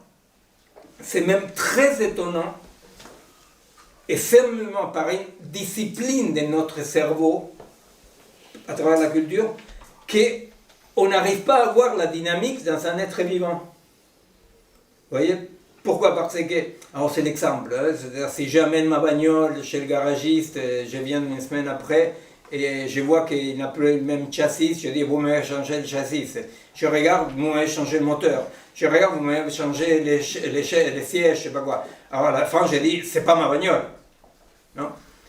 En revanche, il y a Pedrito qui naît. Les papas, la maman disent, ah, Pedrito, Pedrito, je sais pas quoi. Le papa se tire en mois de voyage d'affaires.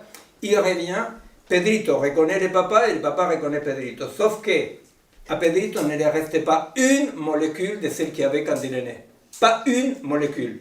Déjà, un nouveau-né a 90% de flotte, mais il y a, vous voyez, il ne reste pas une. Alors, qu'est-ce qu'il reconnaît?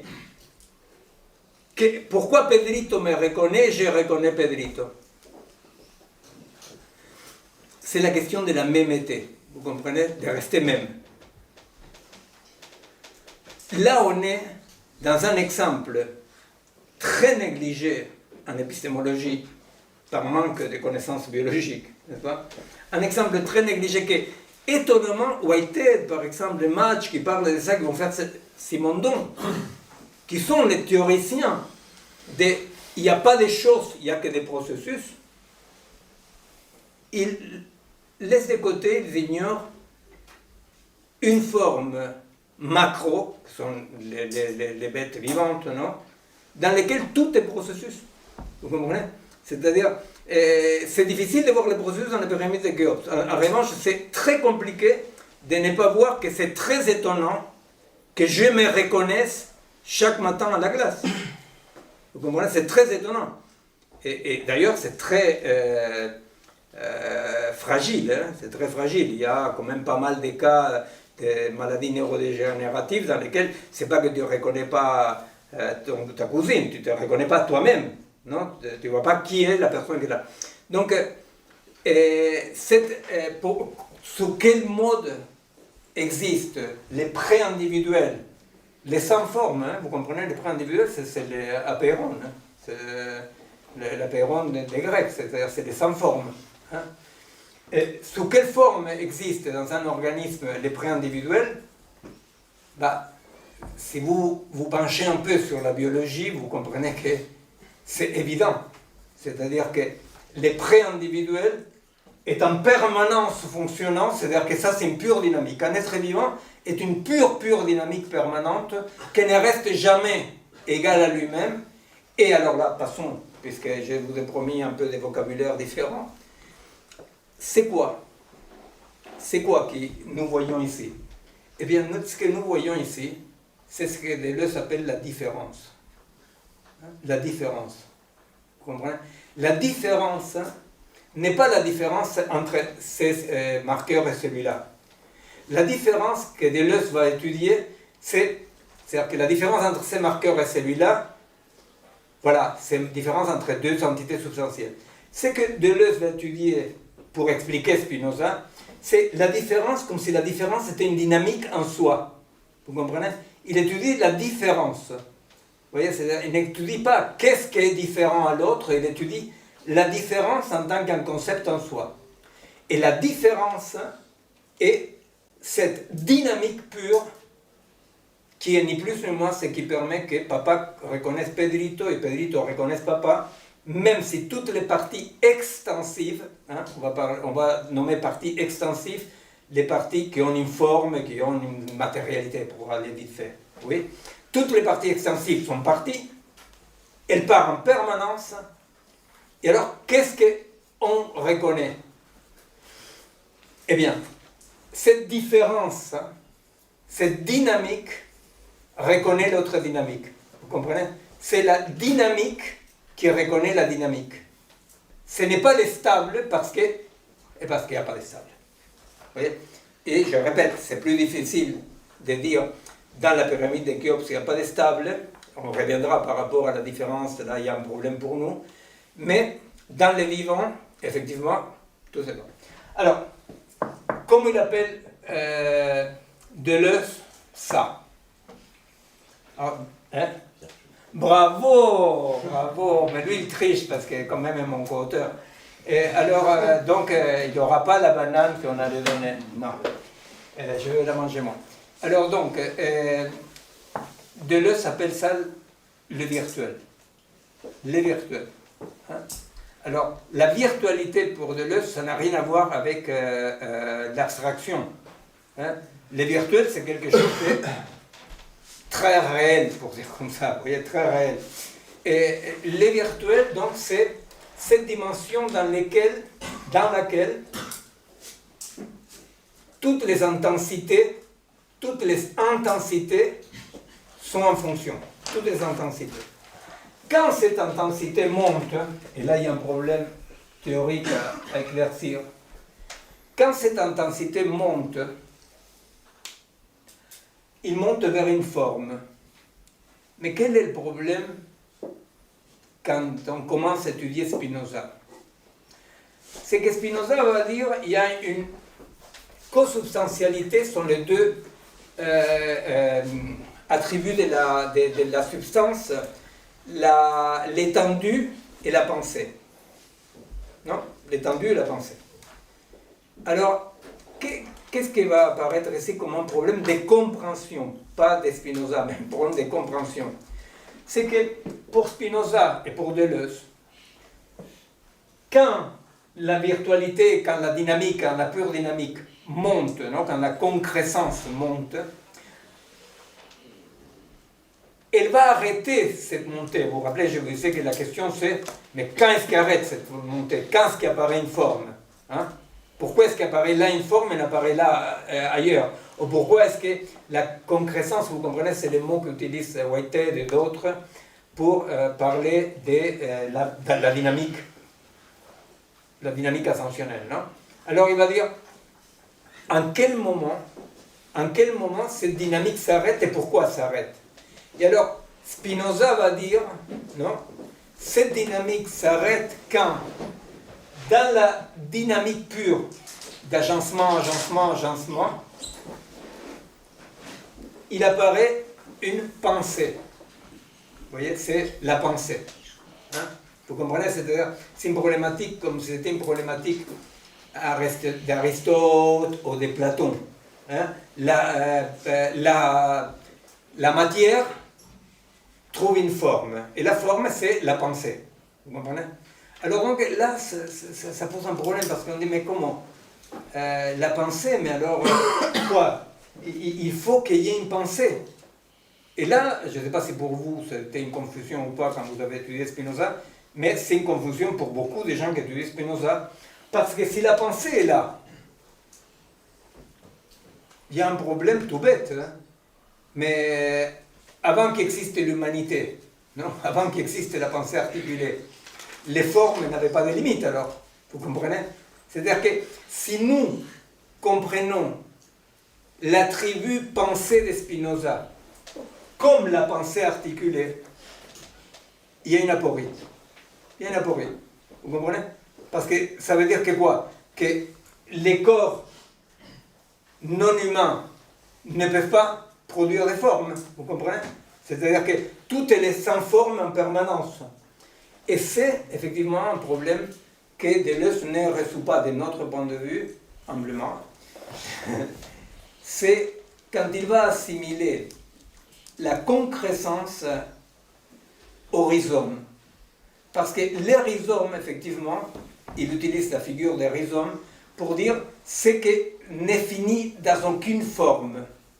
Vous comprenez? Il n'y a finalement aucune forme que les limite. C'est-à-dire la puissance va vers l'infini. Et nous disons, alors, ce qu'il va dire Deleuze aussi en suivant Spinoza, va dire, mais quand il émerge, il va dire les deux choses, hein, c'est-à-dire la puissance du virtuel va se développer, et à la fois va dire, mais capturé par le corps, quand il trouve la pensée,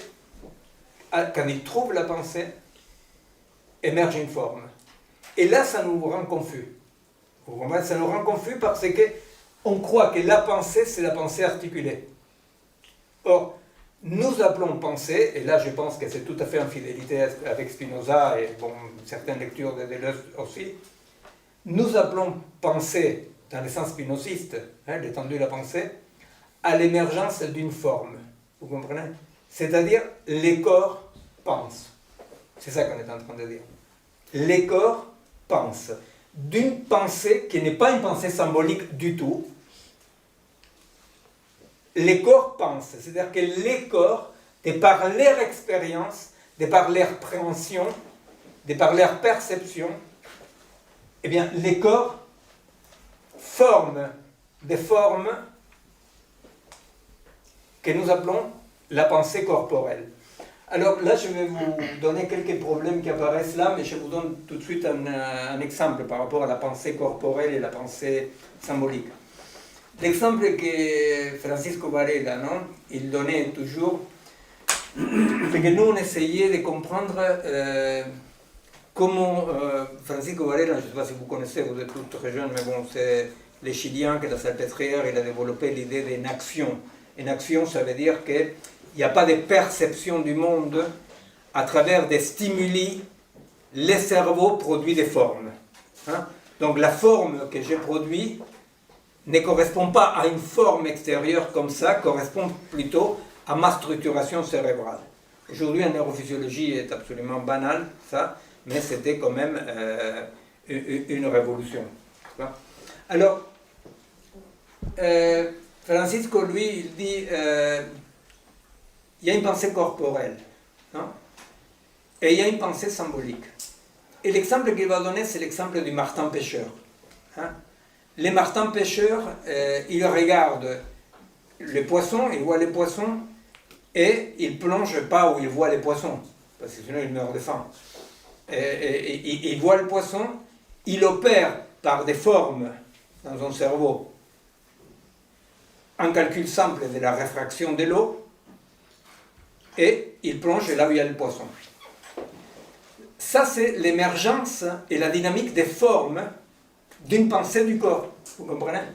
C'est-à-dire que le corps pense, les corps pensent parce que les corps existent, parce que le corps agit en permanence. Qu'est-ce que nous faisons, nous les humains? Nous les humains, jusqu'à peu de temps, on n'avait pas encore tout à fait la IA sur nous. Alors, qu'est-ce qu'on faisait? Bon. On utilise la formule de la réfraction de l'eau. Qui ça a à voir avec la raréfaction aussi. C'est-à-dire que vous pouvez calculer par rapport à l'eau, elle est pure, elle n'est pas pure. Et alors, vous savez que les poissons n'est pas là où vous les voyez, vous faites un calcul et vous savez où il est. Quelle est la différence entre un martin pêcheur qui produit la pensée, la forme ici, et la formule de la réfraction de l'eau? Et que la formule de la réfraction de l'eau peut se tromper. Voilà. C'est que la pensée nous trompe. C'est-à-dire que la pensée articulée nous déterritorialise, non? Et effectivement, cette déterritorialisation corporelle, ni plus ni moins, ce qui va incorporer, c'est la possibilité d'une erreur. Si le martin pêcheur, par un accident, est myope, je ne sais rien, effectivement, il va mourir de faim. Mais il ne se trompe pas, vous comprenez? Attends, il ne se trompe pas. C'est-à-dire, mettons qu'il a eu un coup à la tête, le martin pêcheur, et tout à coup, il n'arrive plus à faire cette accommodation. Non? Bon, il va mourir. Mais il ne se trompe pas, pourquoi? Parce que ce petit cerveau, qui maintenant il fonctionne comme ça, ne peut pas prendre les poissons. Mais vous comprenez? Mais ce n'est pas parce qu'il se trompe. Vous comprenez? C'est parce que son cerveau ne peut... Vous comprenez? C'est pas pareil de dire une erreur. Or, la pensée symbolique, la pensée symbolique est la pensée qui, parce que tout à fait déterritorialisée, introduit la question de la vérité logique, de la proposition logique, plutôt que ce qu'appelle Whitehead la proposition la plus intéressante. Il y a lui après. Non mais quand vous dites qu'il ne se trompe pas pour le corps, si on dit qu'il ne se trompe pas sur le corps parce que c'est de quoi il est capable par rapport à son corps, de la même manière on peut dire qu'un modèle physique on se trompe pas dedans par rapport au modèle qu'on a établi, la logique est bonne, et on fait le maximum, les choix logiques avec ce modèle et ces hypothèses. Et donc on ne se trompe pas en utilisant ce modèle, c'est juste qu'on n'a pas le bon plan de vérité. Les problèmes, c'est qu'il y a une discontinuité qui apparaît.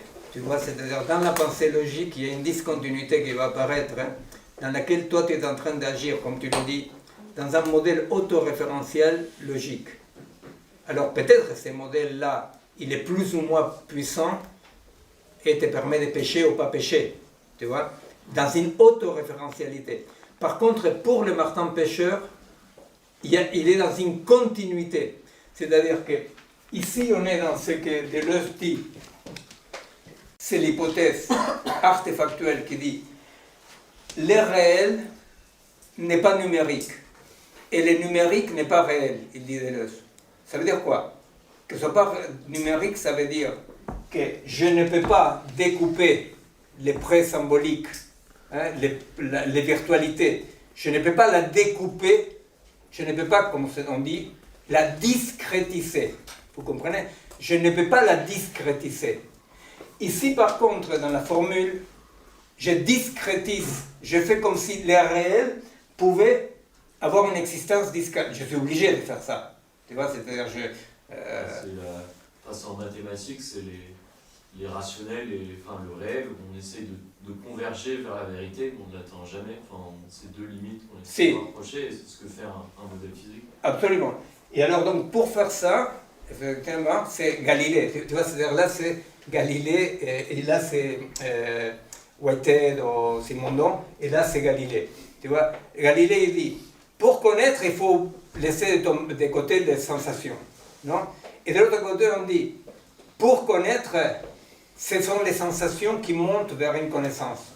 Tu vois, ce sont les deux modèles. Les Martin pêcheurs, la question c'est que les Martin pêcheurs, il est dans une continuité. C'est pour ça que quand il a une pète dans la tête, il reste dans une continuité, il crève de faim. Et c'est pas pareil avoir une pète dans la tête qu'une formule qui part de l'hypothèse que le réel pourrait être numérique, construit une formule qui fonctionne ou ne fonctionne pas. Tu vois? Alors, que le réel est numérique, vous comprenez bien, il y a un petit saut qu'il faut faire là, c'est le monde actuel. C'est le monde de la IA. C'est le monde dans lequel on prétend que la perception, la préhension peut être substituée par une discrétisation du réel. Vous comprenez? C'est-à-dire que les mondes cybernétiques et les mondes dans lesquels le réel est numérique. Excuse-moi, tu voulais. Non, moi je voulais juste savoir, est-ce qu'on peut dire que là les deux formes différentes, c'est aussi la différence entre la métisse et la techné, ou ça n'a pas vraiment à voir? Si, je pense. Je pense parce que d'un côté il y aurait l'artisan serait dans une continuité. Tu vois, l'artisan, il est dans une connaissance du bois qu'il travaille, tu vois, il y a quand même ces principes organiques de l'agencement qui émergent. Dans le monde, c'est pas du tout une critique à la cybernétique, c'est plutôt une critique à l'assimilation possible entre le monde cybernétique et le monde vivant que je fais là. Hein. Le problème, c'est l'assimilation, c'est pas la... les mondes cybernétiques, quels que soient les modèles qu'on utilise, il doit partir de la base, mais c'est parfait, vous voyez, c'est parfait parce que c'est très utile, simplement, nous ne devons pas oublier que tous les modèles cybernétiques, quels qu'ils soient, font comme si le réel était numérique. Et le deuxième pas est comme si le numérique était réel. Et comment ça s'appelle ça? Ça s'appelle le tout est algorithmique. Vous comprenez? Le tout est algorithmique, tout est... C'est juste que j'ai l'impression que pour connaître, on est obligé de discrétiser. Le fait de parler de quelque chose, d'utiliser des mots, c'est une discrétisation. Non, alors il y a deux procédés différentes, pas opposés, mais différentes. L'organisme découpe de l'hétérogène, découpe des morceaux qui sont en rapport avec sa nature. La discrétisation, ça veut dire prendre, tu vois, quelque chose et toi tu la saucissonnes comme si ces saucissonnements-là correspondaient ou pas à quelque chose de réel, tu vois. Et ça, c'est une différence énorme, tu vois, parce que c'est pour ça que l'IA la plus puissante pour connaître, enfin, et tout à coup, bon, tu sais, nous on est en train de travailler avec un laboratoire d'IA, tu vois, alors l'autre jour justement on parlait, tu te rappelles, sur comment il modélise les lettres, déjà, non, comment on modélise les lettres. Vous savez qu'il va modéliser la paix parce que la petite courbe au-dessus de la paix, par exemple, non? C'est-à-dire que c'est toutes des microdonnées agencées par corrélation, non? Chose qui fait que, par exemple, pour une IA, pour entraîner une IA à reconnaître un chat, c'est un boulot énorme parce que la IA va, par des microdonnées, jusqu'à pouvoir construire une forme d'un chat. Il faut les montrer un chat d'un côté, de l'autre côté, des groupes, vous comprenez? N'importe quel chien, chat, enfant, voit l'oreille d'un chat et sait que c'est un chat. Et s'il voit l'oreille seule, c'est qu'on l'a coupé l'oreille à un chat. Vous comprenez? C'est-à-dire que le découpage implique un mode d'existence, mais ce n'est pas une critique, vous comprenez? C'est juste là où il y a une militance carrément de notre part, c'est de dire attention, ne pas confondre la singularité du vivant avec l'artefactualisation. Mais par contre, ce n'est pas une critique, ce sont deux dimensions fantastiques, de toute façon, sont là. Mais les découpages est toujours découpage des globalités. Vous comprenez? Il y a un ensemble qui émerge. Et un ensemble qui émerge comme ensemble. Entre autres choses, non? L'organisme, à chaque fois qu'il est affecté, l'organisme n'est pas affecté dans un de ses modules. L'œil ne voit pas, le cerveau ne pense pas. Les sensations sont des phénomènes émergents de l'ensemble d'un organisme vivant. Vous comprenez? C'est tout le contraire de la modularisation de l'artefact. Vous comprenez? C'est-à-dire, si moi je veux que mon programme fasse ci ou ça, je dois l'adjuter un module. Pour qu'il fasse ci. Alors il va reconnaître maintenant les chats par le cul. Ah, paume, je sais pas. Par contre, effectivement, de l'autre côté, c'est un chat émerge de l'ensemble. Vous comprenez? C'est un chat. C'est un ensemble en rapport avec un ensemble. Bon, alors maintenant, je vous avais promis, je vous dis, vite fait. Alors, là, on a... Bon, la prochaine fois, on va continuer parce que j'ai fait un joli dessin avec les couleurs et tout. Alors, ici, pour vous dire des choses que vous avez pu lire, moi je vous assure que la question là, de que la concrescence, la dynamique s'arrête quand il émerge une forme, c'est vraiment un problème déjà résolu, ouf, vous dites, non? Pour dire, effectivement, la forme émerge de la rencontre d'une dynamique avec une pensée. Vous dites, merde. Ah non, parce que non-pensée à la construction d'une forme, à la production d'une forme par un organisme. Vous comprenez? Ça, c'est vraiment, je vous assure que par rapport à lire Spinoza, ça vous rassurera beaucoup, ça vous ouvre le chemin, n'est-ce pas? De ne pas nommer pensée à la pensée symbolique. Hein? Bon, alors, ici, il y a les virtuels. Et ici, qu'est-ce que dit Deleuze qu'il y a? Allez, il y a un jeu de banane en jeu. Qu'est-ce qu'il dit? Si ici il y a les virtuels, qu'est-ce qu'il y a là? Alors, l'actuel. L'actuel. Ici il y a l'actuel. Ici il y a les virtuels. Là je parle de Deleuze. Pour Deleuze, ici il y a les virtuels et ici il y a l'actuel. L'actuel c'est quoi? L'actuel c'est ce qui effectivement est un acte aujourd'hui. C'est ce qui est un acte, ce qui émerge comme forme. Pour Whitehead, non? Ici il y a la concrescence, et ici il y a une entité actuelle, il va dire, une entité actuelle. Actuelle, c'est un acte. Qui est un acte. Et alors, qu'est-ce qu'il va dire Whitehead, et ça, peut-être, si vous voulez, on peut arrêter après là-dessus, mais c'est intéressant parce que ça permet de mettre en ordre Spinoza. Whitehead va dire une entité actuelle se développe, n'est-ce pas? C'est-à-dire, c'est la puissance et la dynamique. Et qu'est-ce qui les freine? Qu'est-ce qui les freine? Alors, il va dire, ce qui les freine, c'est... Je ne vous demande pas qui c'est, parce que je sais que Whitehead est un peu connu. Mais Whitehead, qu'est-ce qu'il va dire? Ce qui va l'arrêter, c'est la rencontre avec un objet éternel. Un objet éternel. C'est quoi un objet éternel? Whitehead, il est absolument athée, absolument moniste. Mais il va dire, parmi les entités actuelles, c'est-à-dire ce qui existe comme mode, on traduit les modes d'existence, parmi les entités actuelles, il dit, il y a Dieu. Ah bon, il y a Dieu, une entité actuelle. Mais les dieux de Whitehead est absolument les dieux de Spinoza. C'est-à-dire, c'est les virtuels. Vous voyez, les virtuels, ça veut dire quoi? Les virtuels, ça veut dire toutes les formes possibles. Vous voyez? Là, il y a toutes les formes possibles qui s'actualisent à un moment donné. Alors, c'est là où nous nous séparons un tout petit peu d'eux, parce que nous avons tout un côté biologiste.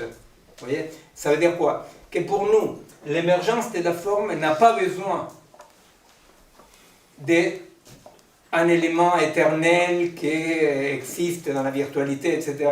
Pour nous, la forme a à voir avec la forme déjà existante de l'organisme. Vous comprenez? Alors, les objets éternels de Whitehead, c'est à comprendre un tout petit peu comme les universaux de Platon. Vous voyez? C'est-à-dire, il y a la matière et il y a la pensée. Hein? C'est-à-dire la matière et la pensée. Ou la forme, la puissance et la forme d'Aristote. Bon, là, pas du tout. Là, pas du tout. Hein? C'est-à-dire, là, la forme est comme une dimension actuelle de la puissance. Oui? Et là, il y a une différence aussi qui est importante, qui vient de la biologie. C'est que pour nous, le problème, ce n'est pas quand est-ce que, chez les vivants, je répète, parce qu'il y a tout le problème de l'inerte, que ça on verra. Mais quand est-ce que s'arrête une forme? N'est-ce pas? Et alors, nous, on dit, à vrai dire, il n'y a pas un moment dans lequel une forme s'arrête chez les vivants. Vous comprenez? C'est-à-dire que dans les vivants, l'actuel ne cesse pas de s'actualiser. En tant que les philosophes ou les mathématiciens comme Whitehead, les physiciens comme Mach, qui laissent un peu de côté, bien qu'écrit des bouquins sur la nature très intéressants, mais laissent de côté, on ne connaît pas les principes organiques, n'est-ce pas? Ben, le problème, c'est qu'ils disent la concrescence va s'arrêter quand il apparaît une bonne forme, pour dire comme ça. Et nous disons, à vrai dire, c'est tout le temps une bonne forme. Vous comprenez? Alors Whitehead même va aller jusqu'à dire, bon, mais un bébé tout petit, dès tu reprends ça, non, un bébé tout petit encore n'est pas tout à fait humanisé. Vous savez, c'est l'histoire de dire, comment s'appelle le Brésilien décolonial? Ribeiro de Castro. Ribeiro de Castro. Ribeiro de Castro, qui est un perspectiviste. Non? Le perspectivisme, c'est la version décoloniale, un tout petit peu latino-américaine, de la dynamique, d'une ontologie non substantielle. Non? Alors, Ribeiro de Castro va dire, effectivement, à un moment donné, il y a une perspective qui va émerger. Une perspective qui va émerger. Bon, qu'importe. Dans tous les cas, la problématique, ce que je veux dire, c'est que le problème est que tous ils disent, que ça veut dire quoi la virtualité, pour dire d'une autre façon? La virtualité, l'exemple que donne Deleuze, il est très bon. La virtualité, c'est tout l'abécédaire ou toutes les paroles, toute la langue espagnole. Vous dites, la langue espagnole. La langue espagnole, elle est là. Non, elle est quelque part, dans un lambe. Et il va s'actualiser certaines paroles. Vous comprenez? Donc, les virtuels est cette dimension dans laquelle les formes, toutes les formes possibles, serait là. C'est compliqué ça. Vous voyez, c'est compliqué. C'est compliqué. Et ça, c'est un tout petit peu toute la problématique que Deleuze, effectivement, analyse, et d'autres analysent, de la dernière partie de l'éthique, quand Spinoza va parler de qu'une fois mort le corps, quand même, il reste quelque chose de la pensée, du mental, n'est-ce pas, qu'il va rester quelque chose. C'est compliqué, n'est-ce pas? C'est compliqué, pourquoi? Parce que, n'ayant pas la dimension organique qui s'occupe de réguler l'apparition des formes, ils ont besoin d'une instance autre, tout à fait différente, dans laquelle les formes existent de façon éternelle. Vous voyez, c'est ce que dit Spinoza, ce que dit Deleuze. Vous voyez, alors il dit un triangle, il peut ne pas exister un triangle. On peut oublier ce qui est un triangle, mais la forme triangle, il va dire, elle est éternelle. Vous voyez, c'est-à-dire que ces philosophes-là, ces mathématiciens, ces physiciens, ils ont un problème que nous articulons du côté, que nous forçons du côté de la biologie pour le résoudre. C'est dans cette ontologie, cette épistémologie non substantielle, du devenir permanent. Il se demande, d'accord, mais ce devenir permanent s'arrête dans des formes.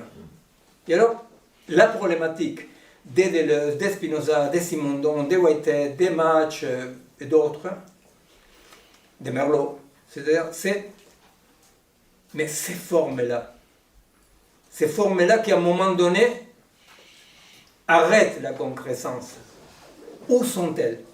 Et alors ils vont dire, ils sont dans une virtualité qu'ils vont appeler Dieu. Hein? Ou, dans tous les cas, Spinoza va l'appeler Dieu, Whitehead va l'appeler Dieu, n'est-ce pas? Mais que ce n'est pas le Dieu de la religion. C'est une dimension où les formes sont éternelles.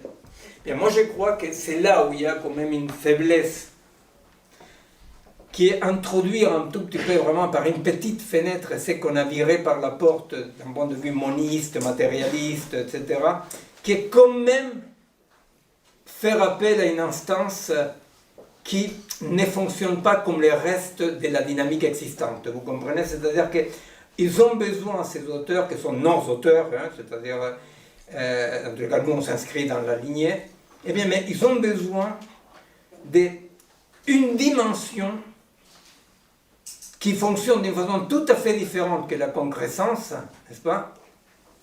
Et qui vient expliquer l'émergence des formes.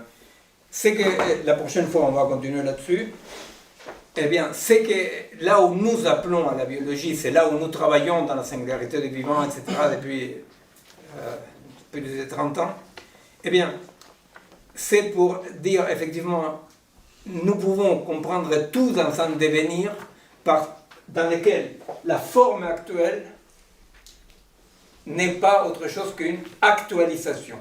Vous comprenez? Il n'y a pas une forme actuelle. Alors, les noms, c'est... Oui, ce qu'il y a ici, pour vous dire les formes, pour vous dire comme ça, quand vous rentrez chez vous, pour vous endormir tranquille. Là, les formes sont la répétition. Hein? La répétition de Deleuze. Hein? C'est-à-dire différence et répétition. Hein? Ici, il y a la pure différence. La pure différence, c'est la pure dynamique. Ce n'est pas de différence ça avec ça. La différence monte, pour dire comme ça. Et à un moment donné, va trouver la pensée, etc., donc une forme. Alors, ici, il y a la répétition. La répétition, va dire Deleuze, une fois encore, c'est absolument pas la répétition d'un original. Pourquoi? Je vais vous dire moi, parce que peut-être c'est trop tard, mais parce que si c'était la répétition de quelque chose, on réintroduit la substantialité. Vous comprenez? C'est-à-dire que, en différence et répétition, quand vous prenez le courage et vous lisez différence et répétition, il faut avoir en tête que c'est un traité d'ontologie non substantielle. Vous comprenez? C'est pour ça que la répétition, ce n'est pas le simulacre de Platon. Vous comprenez? La répétition, c'est encore une fois, mais encore une fois différent. Vous comprenez? Encore une fois différent. Bon. là, maintenant, il est trop tard, mais tout ça, effectivement, effectivement, chacun des machins, là, c'est un mode d'être. L'actuel, la répétition, les virtuels. Ouais, bon, enfin. La prochaine fois, on pourrait voir un peu. Et juste par rapport à ça, si vous avez envie de jouer un peu avec ces concepts-là, l'article de Walter Benjamin sur l'œuvre d'art dans l'époque de la reproduction industrielle, ça s'appelle technique. C'est un bon exercice, n'est-ce pas? Parce que finalement, qu'est-ce que c'est un original? Vous comprenez? C'est quoi la répétition? C'est quoi? Vous comprenez? Alors, c'est pour jouer avec ces idées-là. Bon, voilà, jouez bien. La prochaine séance du séminaire, c'est le mercredi 17 décembre. Sur le site du collectif, il y a les dates des prochaines séances à partir de janvier.